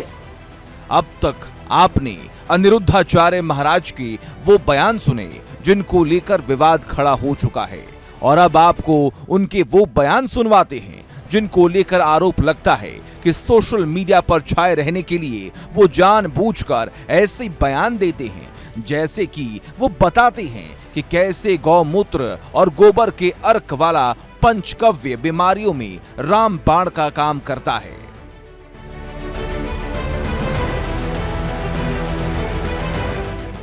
गोबर का अर्क, फिर उससे गौमूत्र मिलाइए, उसमें दूध मिलाइए, उसमें दही मिलाइए, उसमें घी मिलाइए, और ये सब यदि आप पीते हैं तो निश्चित ही आपकी बहुत सारी बीमारियां, टीबी जैसी बीमारियां तो पंचगव्य पीने से टीवी ठीक हो जाएगा गोबर? लोग तो पॉटी गोबर लगवा दे रहे हैं, कॉफी पी रहे हैं बिल्ली की, तो उससे ऐतराज नहीं है। इतना ही नहीं, अनिरुद्धाचार्य महाराज गौ सेवा के साथ साथ गाय के गोबर से निकले गेहूं को खाने से संतान की प्राप्ति का नुस्खा भी बताते हैं। 100-200 डॉक्टर को दिखाओ, जब सारे डॉक्टर मना कर दें तो आप गाय की सेवा करके पुत्र पालेंगे, इसमें क्या दिक्कत है? फिर गाय के गोबर से निकला हुआ जो गेहूं या जौ है, उसकी रोटी बनाने में दिक्कत क्या है? गोबर को अनिरुद्धाचार्य महाराज चमत्कारी चीज बताते हैं और दावा करते हैं कि वो इससे समय समय पर नहाते भी हैं। उनका दावा है कि गोबर से सुंदरता बढ़ती है। क्रीम में केमिकल है, केमिकल क्यों लगाना, नेचुरल चीजें क्यों नहीं लगाना। हालांकि जब उनसे पूछा जाता है कि ऐसे बयानों की वजह से उनकी आलोचना होती है या सोशल मीडिया पर उनके मीम्स बनाए जाते हैं, तो उनका जवाब क्या था, सुनिए। आलोचना तो देखिए सीता माँ की भी हुई। ऐसे कई सवाल हैं जिनके जवाब भी अनिरुद्धाचार्य महाराज को देने हैं। इसीलिए हम उनके साथ पहुंचे गौरी गोपाल आश्रम के गौशाला, जहां 400 से अधिक गायों की सेवा की जा रही है। गौशाला भ्रमण के दौरान अनिरुद्धाचार्य महाराज ने किन किन मुद्दों पर न्यूज नेशन से बात की, आगे देखिए।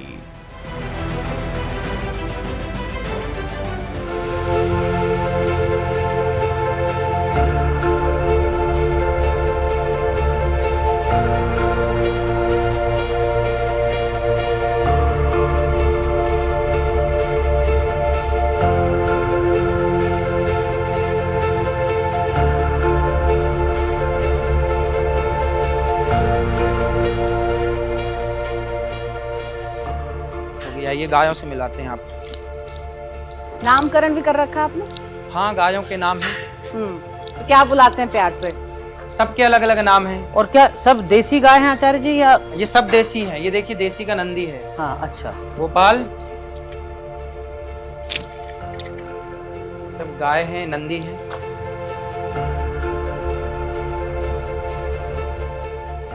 श्यामा, श्यामा आ जाओ। देखो श्यामा को बुलाए, वो आने लग गई।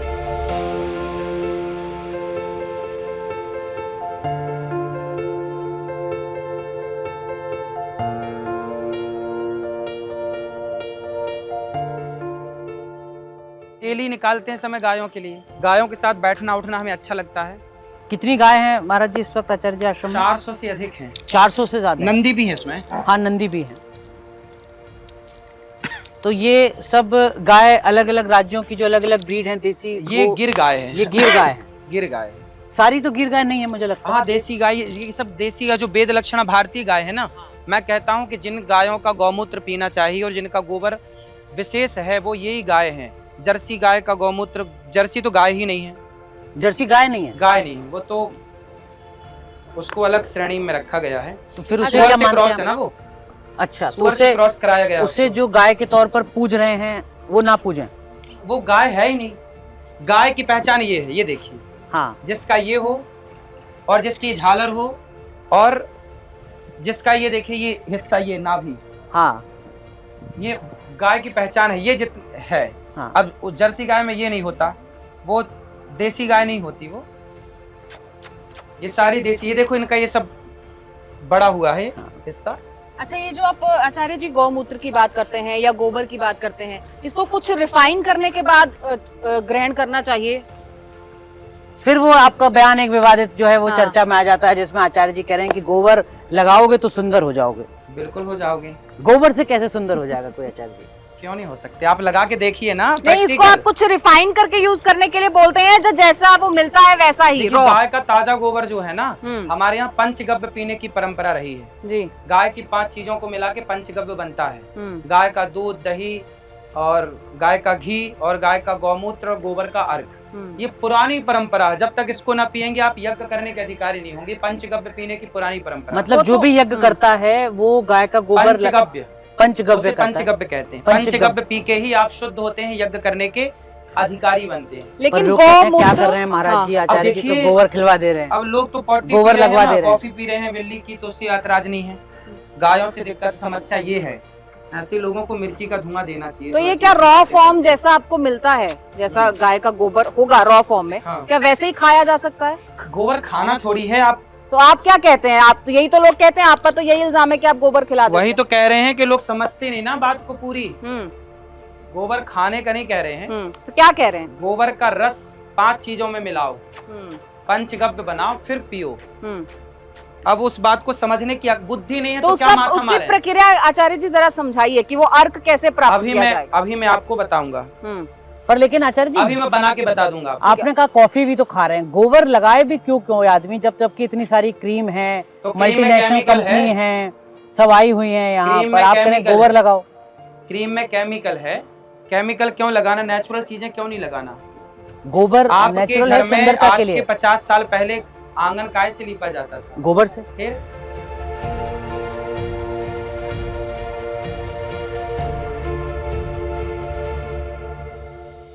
गोबर गाल पे क्यों लगाना? गाल पे कैसे लगा सकते हैं? सब लगा सकते हैं, मैं आपको लगा के बताऊं कैसे लगा सकते हैं? आप लगा के दिखा दीजिए। आप लगाइए, लगाइए। नहीं, मैं तो अपने लगा लूंगा, लेकिन मुझे तो मैं लगाना नहाने नहीं के है। टाइम पे आप आते तो मैं नहा के बताऊंगा। आप रोज लगाते हैं गोबर? जब जब विशेष कोई पर्व हो ना तो नहा लेना चाहिए पूरा। तो मतलब अब जैसे आचार्य चमड़ी जी, का जो दोष है वो समाप्त हो जाता है। अब जैसे दिवाली का पर्व है, हाँ, तो आप जब स्नान करेंगे तो गोबर लगा के स्नान करेंगे? अभी देखिए हमारे यहाँ गोवर्धन पूजा होगी, हाँ, तो गाय के गोबर के ही तो गोवर्धन बनाए जाते हैं। बिल्कुल बनेंगे। और फिर उससे स्नान भी कर सकते हैं उस गोबर से। मैं अच्छा। इस गोबर को बॉडी में लगाता हूँ। आप नहाने के टाइम पे आएंगे सुबह टाइम, तो मैं आपको स्नान करके बताऊंगा इससे। तो आपकी ये तो स्किन कुछ अनुराग मेरी बात स्किन हो से गई अलग है। अमृता जरा स्किन बताओ। बिल्कुल अलग मैं है, गोबर देखिए। नहीं लगाता हूँ, आचार्य जी गोबर लगाते हैं। जरा बताओ किसकी स्किन इनकी अच्छी है? ज्यादा अच्छी लग रही है। आचार्य जी, अच्छा एक बात बताइए, आप कह रहे हैं कि इंटरनल हीलिंग की बात कर रहे हैं, आप एक्सटर्नल हीलिंग की स्किन की बात कर रहे हैं, लेकिन मैंने ये भी सुना है कि आप कहते हैं कि जो अनाज है गोबर से निकालकर अगर आप खाएंगे तो उससे कंसीव करने में आसानी होती है। हाँ, तो जो महिलाएं प्रेग्नेंट नहीं हो पाती वो सारे अगर डॉक्टरों को आप दिखाओ, हम्म 100-200 डॉक्टरों को दिखाओ। जब सारे डॉक्टर मना कर दें तो आप गाय की सेवा करके पुत्र पालेंगे, इसमें क्या दिक्कत है भाई? जब आपको सब डॉक्टर ने मना कर दिया, सब जगह से आप हट गए, अब डॉक्टर बोल रहे हैं कि आप मां नहीं बन सकती हैं, आप पिता नहीं बन सकते, तो फिर गाय की सेवा करके, गाय का जो उपकरण बताया जा रहा है वो करके कर लेने में बुराई तो नहीं है। अलग कॉन्सेप्ट है, लेकिन आप जो कह रहे हैं, आप कह रहे हैं कि गोबर से अनाज निकाल के जो गाय खा चुकी है वो अनाज निकाल के आप उस गोबर में से हाँ। उस गोबर अनाज की रोटी बनाइए, उसको पीसिए, उसको ग्रहण कीजिए। ये आपको लगता है कि ये लेकिन Practical मेडिकल है। साइंस के दौर में, प्रैक्टिकल, अच्छा साइंस, लेकिन मेडिकल साइंस के दौर में अच्छा, उस अनाज से बच्चा जब पैदा बिल्ली होने को का क्या कॉफी के connection? दाने खिला के, बिल्ली के पॉटी से कॉफी निकाल के उसको पीने में जब साइंस नहीं दहाड़ मार रहा है, तो फिर गाय के गोबर से निकला हुआ जो गेहूं या जौ है उसकी रोटी बनाने में दिक्कत क्या है? लेकिन वो उससे तो कोई कॉफी- कंसीव नहीं कर कॉफी- पा रहा है कॉफी ना, तो स्वाद- इससे आप कह रहे हैं कि कंसीव कर लेगा कोई भी कॉफी महिला, तो कोई स्वाद conceive के लिए कर सकती डॉक्टर ने तो मना कर दिया कि नहीं हो पाएगा, है। तो कर लेने में बुराई क्या क्योंकि है? है कौन आपके सा पास पैसा केस? कौन सा? केस है आपके पास? भगवान राम के जो पूर्वज थे राजा दिलीप, आचार्य जी प्रेजेंट की बात करिए ना। अरे तो प्रेजेंट में आप ट्राई कर ले आइए कोई महिला जिसको डॉक्टर मना कर दिया, उसको करवा दीजिए। नहीं तो आप ये बयान किस प्रैक्टिकल आधार करने में पर बुराई देते क्या है? कौन सा खर्चा ही हैं? बताइए। आप किस अच्छा, आप आधार कहते पर हैं कहते आचार्य हैं? दिलीप के बारे में, जो आप वो राजा दिलीप के बारे में बता रहे थे, हाँ, हाँ, वो थोड़ा एक बार संदर्भ बताइए। राजा दिलीप की संतान नहीं थी, तो उन्होंने गाय की सेवा की। वशिष्ठ जी ने कहा कि आप गाय की सेवा करिए, इससे आपको संतान होगी। तो उन्होंने गाय की सेवा की और उनको संतान हुई, जिनका गाय नाम की रघु, सेवा करने से? जिनका नाम रघु पड़ा। अच्छा, गाय की सेवा सेवा करना। करने से या लेकिन वो वो अनाज गोबर का खाने से? अनाज खाने से? अनाज तो देखो मैंने भी खाया है। गोबर का अनाज? हाँ, हमारे यहाँ बहुत सारे संत खाते हैं। मैं अभी भागवत जी दिखाऊंगा, उसमें लिखा है। आचार्य जी भरत आप जी, सुनिए। भाव की बात कर रहे हैं, अरे मैं आपसे भाव नहीं, मेडिकल practical। साइंस के आधार पर, सुनिए, तर्कों के सुनिए, आधार पर कह मैं रही हूँ कि बताऊं। कंसीव कैसे हो सकता है। सब हो जाएगा, आप प्रैक्टिकल कर लो ना, मेरे से पूछने से क्या होगा? नहीं नहीं, आप या तो आपने किसी के साथ किया हो, हुआ हो। लाखों केस मिल जाएंगे, आप लाखों लोगों को ले आई और करवाई। जब डॉक्टर ने मना ही कर दिया कि आपको बच्चा नहीं होगा। ये तो आचार्य जी सुनिए। प्रोबेबिलिटी की आपने बात कर दी कि होगा। 14 साल जब राम जी वनवास में थे तो जिक्र आता है, मैं अभी आपको लिखा हुआ बताऊंगा। 14 साल तक भरत जी ने क्या खाया? गाय के गौमूत्र में दलिया पकाया। भरत ने? भरत जी ने, जो राजा थे उस वक्त? भरत जी मतलब राम के भाई भरत। हाँ, मतलब जिन जो साधन संपन्न थे। हाँ, हाँ, लिखा मैं आपको दिखाऊंगा अभी, ऑन रिकॉर्ड है ये सब चीजें। भरत जी ने गौमूत्र पे पकाया हुआ दलिया ही खाया है 14 वर्ष तक। अब विचार करिए कि जब भरत जी ने खाया है गौमूत्र में पकाया हुआ दलिया, तो भरत जी ने खाया है, तो प्रामाणिक है, चीजें खाई जा सकती हैं। लेकिन आचार्य जी, मेरा जो इसमें निवेदन है वो ये है अब कि तो इसमें कोई किंतु परंतु नहीं जैसे होना चाहिए। आपके पास एक महिला पहुंची, आपने कहा कि योग करो, डॉक्टर के पास जाओ, ठीक हो जाओगे। आप अंधविश्वास को नहीं बढ़ाते हैं, ये आपको भी लगता है। लेकिन जब आप ये कहते हैं कि गोबर का अनाज खा लो, प्रेग्नेंट हो जाओगे, गोबर मुंह पे लगा लो, गोरे हो जाओगे, आप अंधविश्वास को तो गोरे नहीं हो जाओगे। अंधविश्वास को तो गोरे, नहीं बढ़ा आप रहे। लोग आप लोग पत्रकार है ना, राई का पहाड़ बनाने की आदत है। ठीक है। आपने आचार्य जी अभी नहीं कहा कि एक्सटर्नल हीलिंग के लिए, स्किन के चमड़ों के लिए, आपके चर्म लिए- रोग, हाँ। जो चमड़ी का रोग है उसका कहा गया, गोरे होने का मैंने नहीं बोला। ठीक है, हाँ, ठीक है, चर्म मान रोग का लेते हैं। कहा स्किन अब डिजीज। चर्म रोग और गोरे होने में अंतर अंतर है। है, बिल्कुल अंतर है। जो आचार्य जी अंधविश्वास और पाखंड को बढ़ावा नहीं देते हैं, वो जब कहते हैं कि गोबर के अनाज से गर्भवती हो जाओगे, ये पाखंड आडंबर का हिस्सा तो नहीं है, ये कहीं अंधविश्वास तो नहीं है? 100 लोगों को दिखाओ, जब डॉक्टर मना कर दिया है कि आपकी संतान नहीं हो सकती, उसके बाद एक प्रैक्टिकल कर लेने में, ट्राई कर लेने में बुराई क्या है? लेकिन बात आचार्य ये, जी इसका लेकिन- कोई टेस्टिमनी है?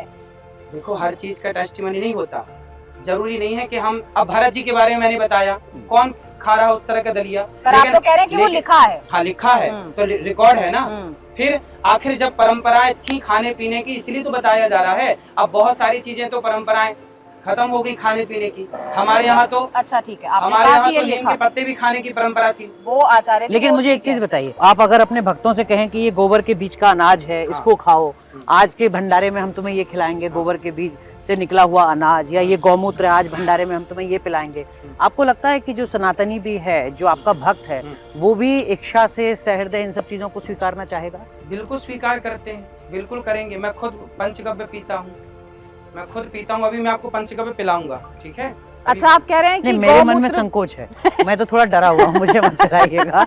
लेकिन आप पीते हैं, यही हमारे लिए बड़ी बात है। मैं ये जानना चाह रहा हूँ कि क्या उतनी सहजता है समाज में, सनातनियों बिल्कुल में? सहजता है भैया, बिल्कुल सहजता है। आप सनातन को जान ही नहीं पाए अभी तक। सोशल मीडिया पे लोग कहते हैं कि साहब ये कौन से भक्तों की फौज जो है संत समाज हमारा जो है वो तैयार कर रहा है, जहाँ पर सब अंधभक्त हैं। बताइए, गोबर खा रहे हैं, गोबर अरे लगा रहे गोबर, हैं, आप लोग नहीं गौमूत्र सब पी देखो, रहे हैं। ऐसा है। सोशल मीडिया पर सुनिए, आपकी आलोचना होती है इन कोई बातों दिक्कत को नहीं। लेकर। आलोचना तो देखिए सीता माँ की भी हुई, आलोचना किसकी नहीं हुई?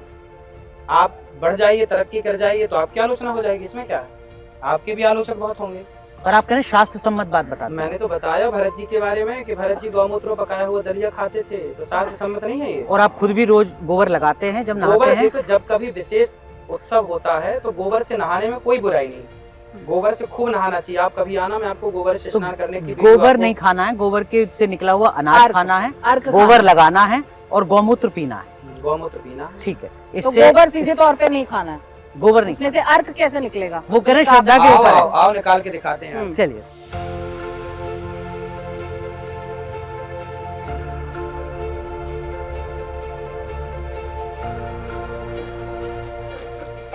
देखिए ये है गोबर।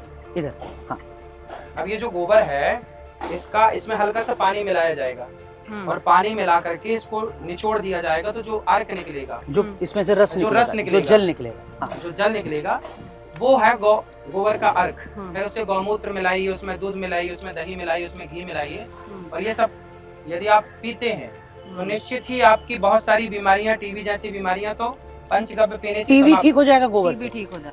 डॉक्टर बोलते हैं कि गौशाला में जाके सोइए, इसमें ऐसे बैक्टीरिया होते हैं, गुड बैक्टीरिया, जो कि आपके टीबी जैसी बीमारियों को ठीक कर देते हैं। अब आप फिर कोई अंधविश्वास को तो नहीं बढ़ा रहे हैं? आप जो गूगल करिए ना, गूगल टीबी के करिए। जो मरीज हैं, गूगल नहीं को तो छोड़ क्या देते हैं। डॉक्टर के पास ना टीबी के जाकर जो टीबी मरीज का हैं- मरीज सिर्फ गौमूत्र पर निर्भर कर सकता है? यदि गौमूत्र आप पीते हैं और पंचगव्य पीते हैं, मैं बात पंचगव्य की कर रहा हूँ, यदि आप पंचगव्य पीते हैं, गौमूत्र पीते हैं, तो आपको टीबी जैसी बीमारियां हो ही नहीं तो सकती। डॉक्टर के पास नहीं जाना चाहिए?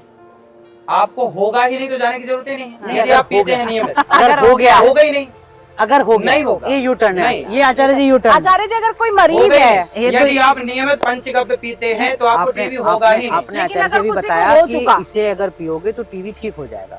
मैं ये बिल्कुल। जानना चाह रहा हूँ, ये कहीं अंधविश्वास को तो नहीं बढ़ा रहे ये हैं? आप जाने अंधविश्वास अनजाने। नहीं है, ये प्राचीन परंपरा में यही उपचार थे। आज के 200 साल पहले कौन सा हॉस्पिटल में आदमी नहीं जाके होता इलाज था। करता था? हाँ। ये पहले आयुर्वेदिक ऐसे इलाज होते थे। गाय अपने आप में एक डॉक्टर है। ये सब बच्चों के रहने की व्यवस्थाएं हैं। बहुत बढ़िया। यहाँ बच्चे रहते हैं, नीचे भी बच्चा, ऊपर ही बच्चे यहाँ पढ़ते हैं। ऊपर भी 2 क्लास हैं, क्लास ऊपर भी है, अभी काम चल रहा है। अच्छा, ये बच्चे हैं 2-3, जरा एक बार इनसे अभी बात कर छुट्टी में लें। ये बच्चे गए नहीं हैं। कितने अभी आप लोग गए ना, घर नहीं गए ना? अच्छा क्या क्या पढ़ते हो यहाँ पर? अभी व्याकरण भागवत हो गई, लघु सिद्धांत, रुद्री अपना।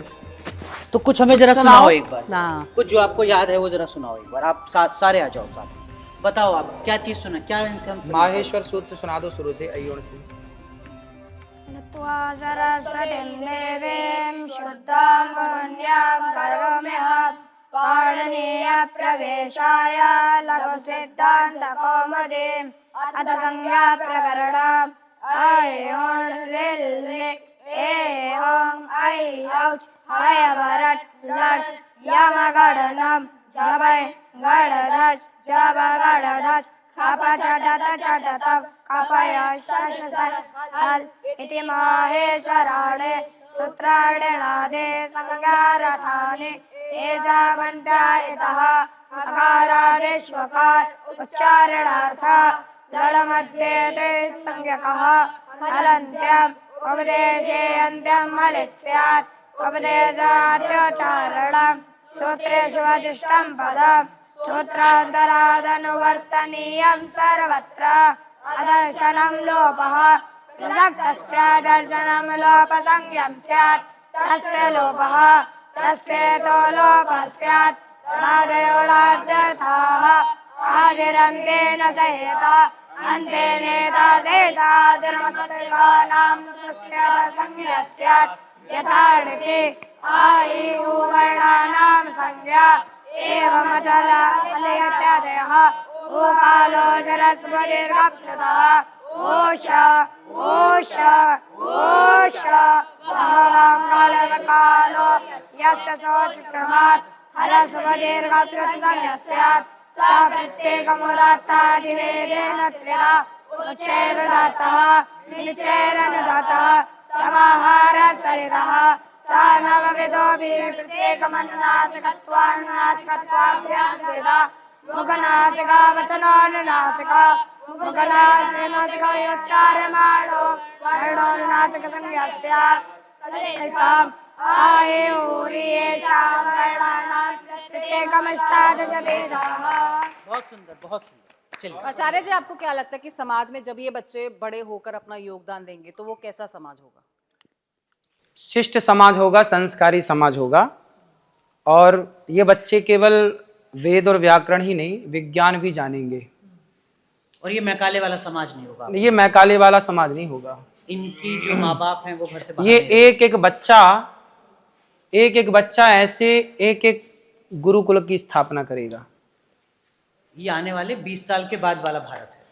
चलिए, एक अच्छे समाज का निर्माण होगा, संस्कारी बच्चे होंगे, संस्कारी समाज होगा।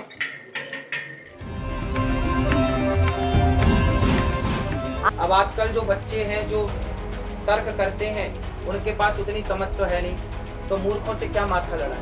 वेद और गीता पढ़ाएंगे तो आपके जो पड़ोसी हैं मौलाना साहब वो नाराज नहीं, मौलाना साहब नाराज नहीं हो जाएंगे? अरे ये मौलानाओं का देश थोड़ी है, ये देश मौलानाओं का थोड़ी है, ये देश भारत सनातनियों का देश है।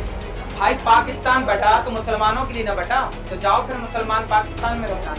तो अब मौजूदा सरकार को क्या करना चाहिए? पाकिस्तान भेजना चाहिए सबको। जो एक वर्ग है वो कहता है कि देखो जो स्थिति आज बांग्लादेश की है वैसी स्थिति कभी भारत की भी हो सकती है। हो सकती आपको ऐसा डर सताता है? हो सकती क्या? बहुत सारे भारत के राज्यों में हिंदू अल्पसंख्यक हो गया।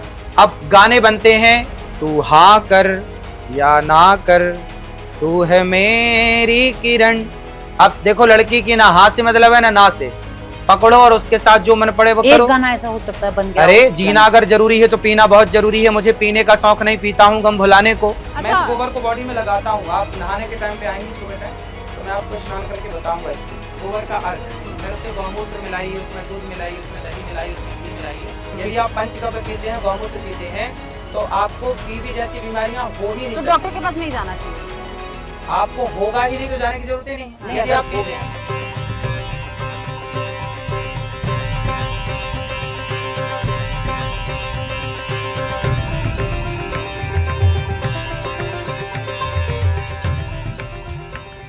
ये लंगर सेवा 24/7 24 घंटे चलती है।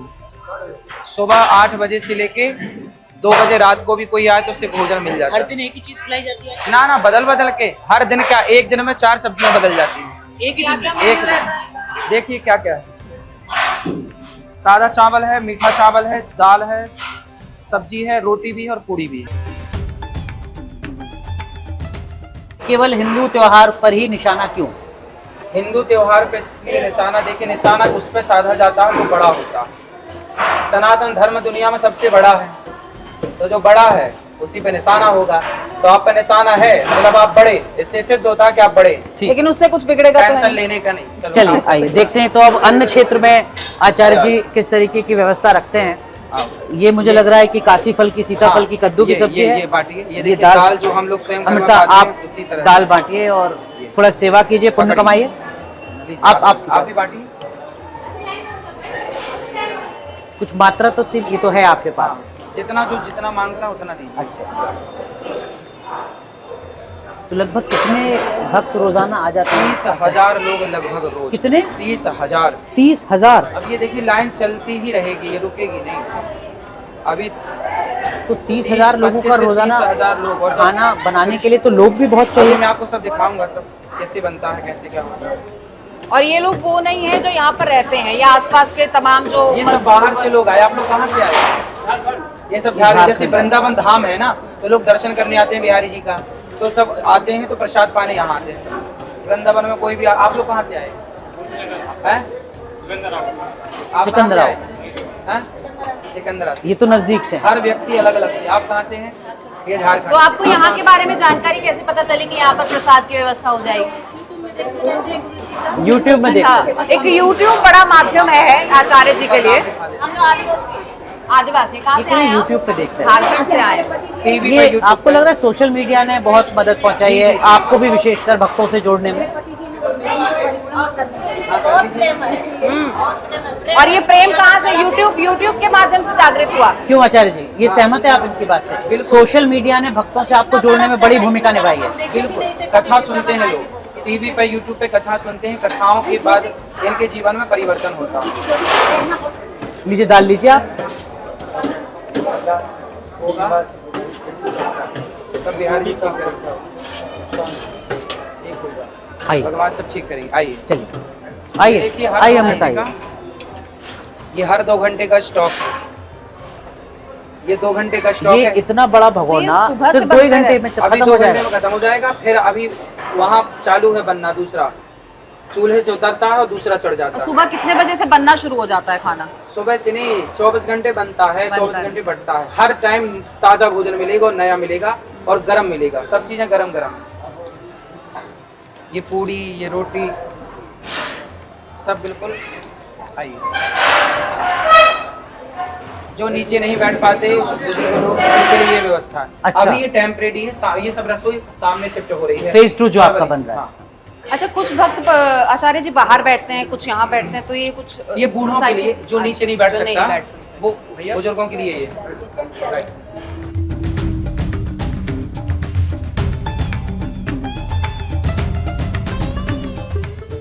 तो इस वक्त हम परम पूज्य आचार्य जी के आश्रम में हैं। लोग आते हैं और यहाँ माताओं का दर्शन करते हैं, प्रसाद पाते हैं।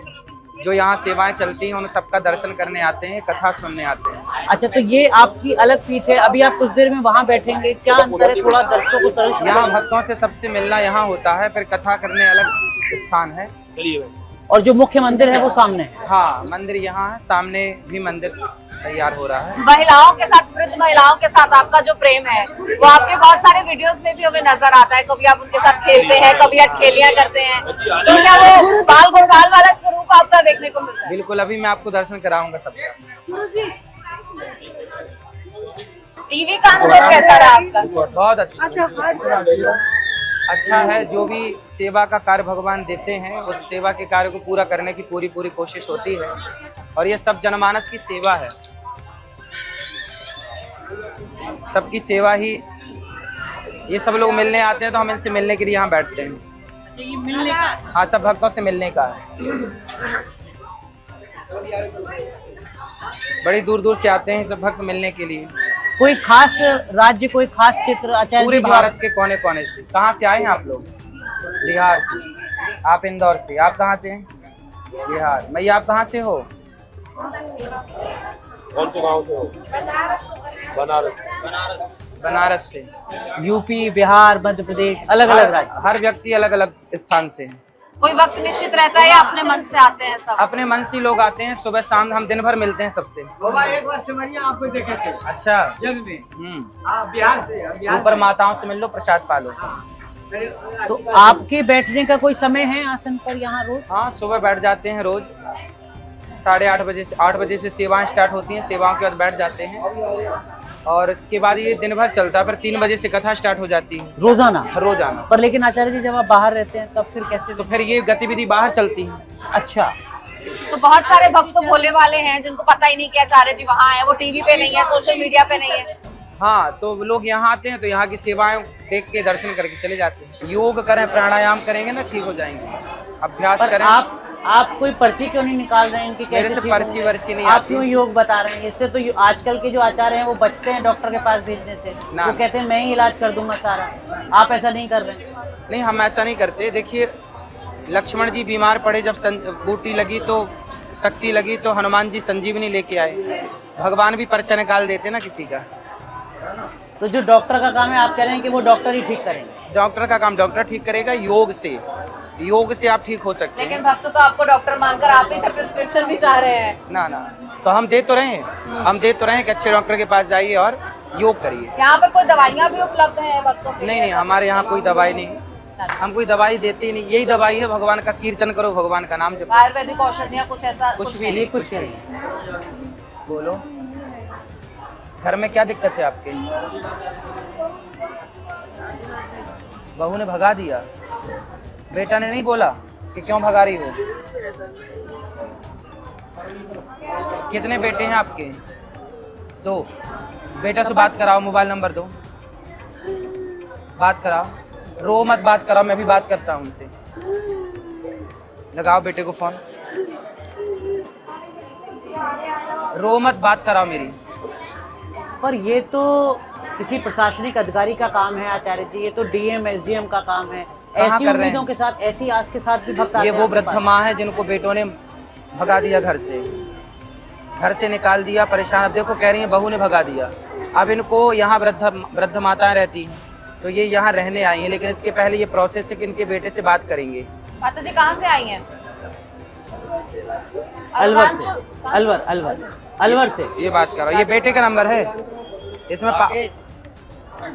तो यहाँ का राकेश। माता जी कैसे पता चला? लो, इस नंबर को लगाओ।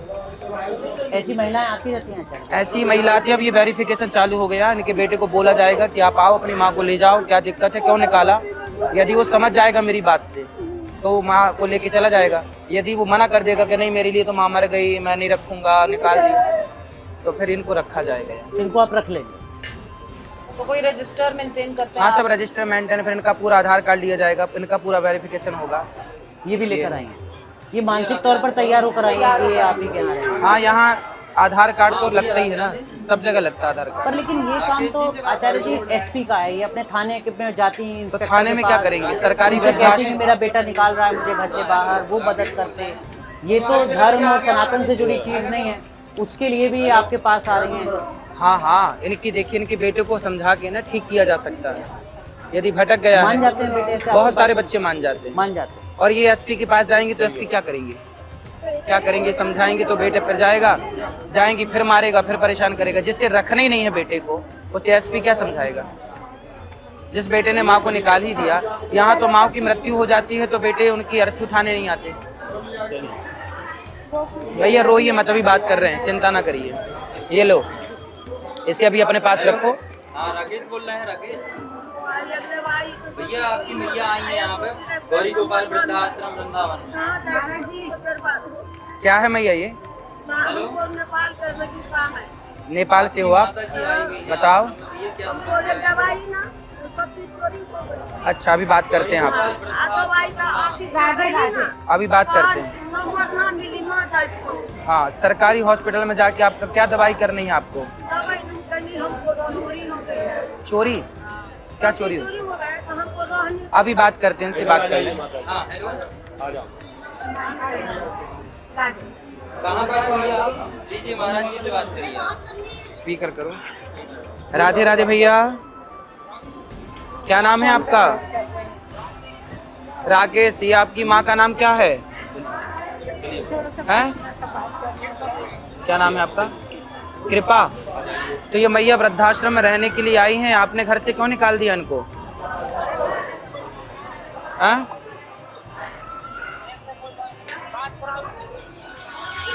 बेटा आओ, मैं आपकी माँ को यहाँ रख रहा हूँ 2-4 दिन, आप 2-4 दिन में आके लेके जाओ अपनी माँ को। वृंदावन में गौरी गोपाल आश्रम। हाँ, नंबर यही रहेगा, आप आओ और मेरे से मिलो, क्या दिक्कत है, माँ को लेके जाओ। बेटा सेवा करना चाहिए माँ की, घर से ना निकालना चाहिए, कल तुम बड़े हो जाओगे तुम्हारी औलाद तुम्हें निकालेगी फिर कहाँ जाओगे?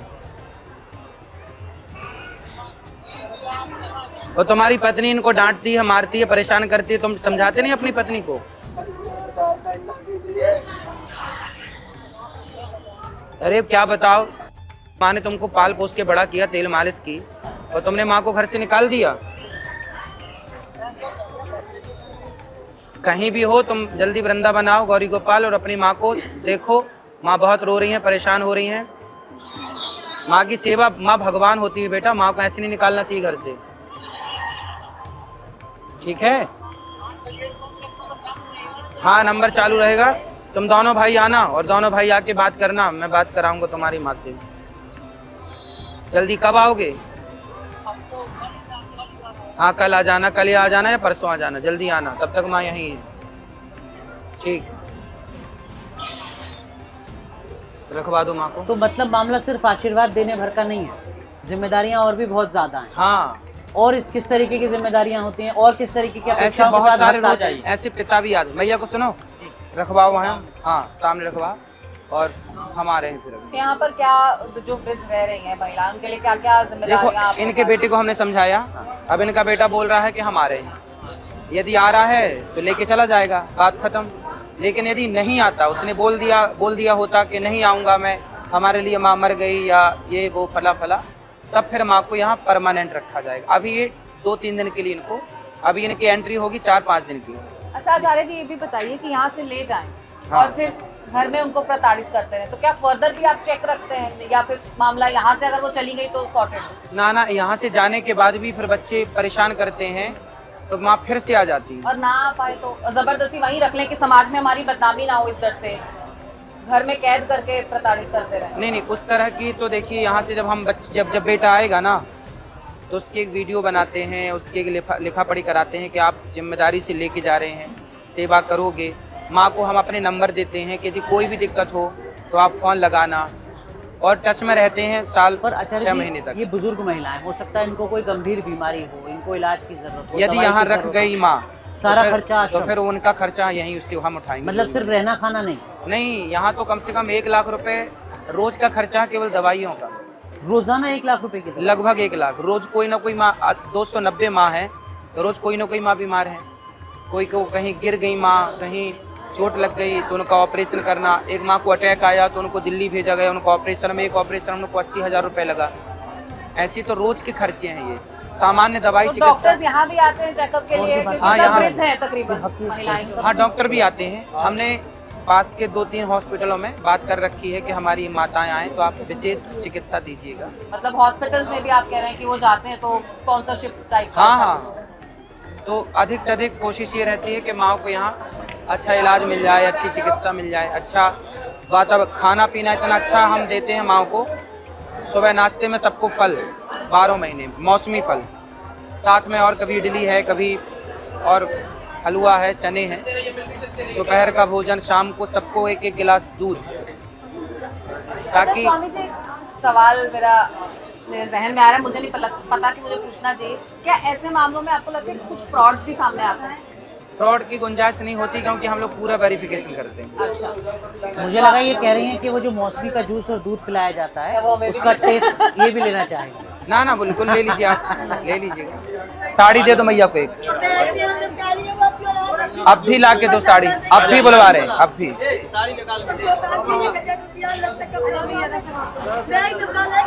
अभी ला रहे हैं साड़ी आपके लिए।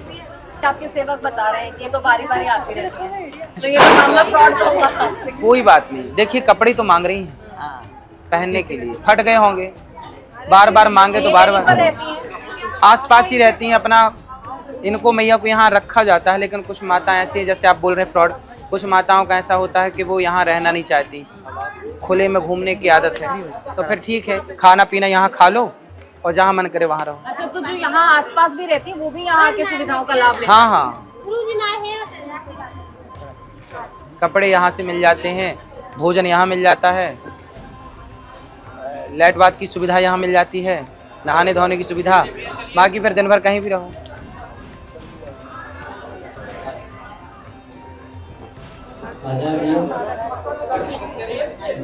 जिनको भी गुरु मंत्र लेना है, काम पति कहाँ आपके?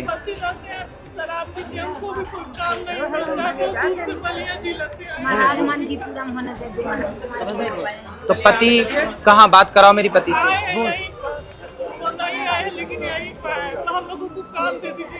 ये काम तो देखिए अभी पूरा पैक है, काम तो बहुत सारा मिल जाएगा वृंदावन में, पर पति काम करेंगे कि आप काम करेंगे? हाँ तो पति अभी कहीं नहीं कर रहे हैं काम? मिल जाएगा, ढूंढो मिल जाएगा। क्या क्या काम कर लेते हैं आप लोग?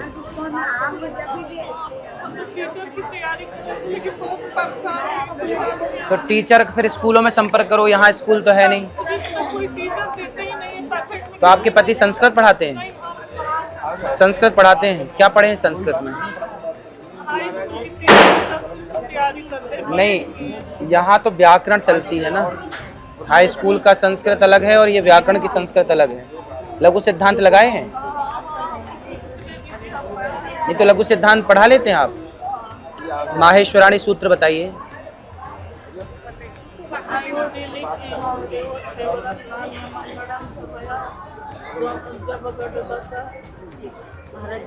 ख फ छ ठ त च ट त।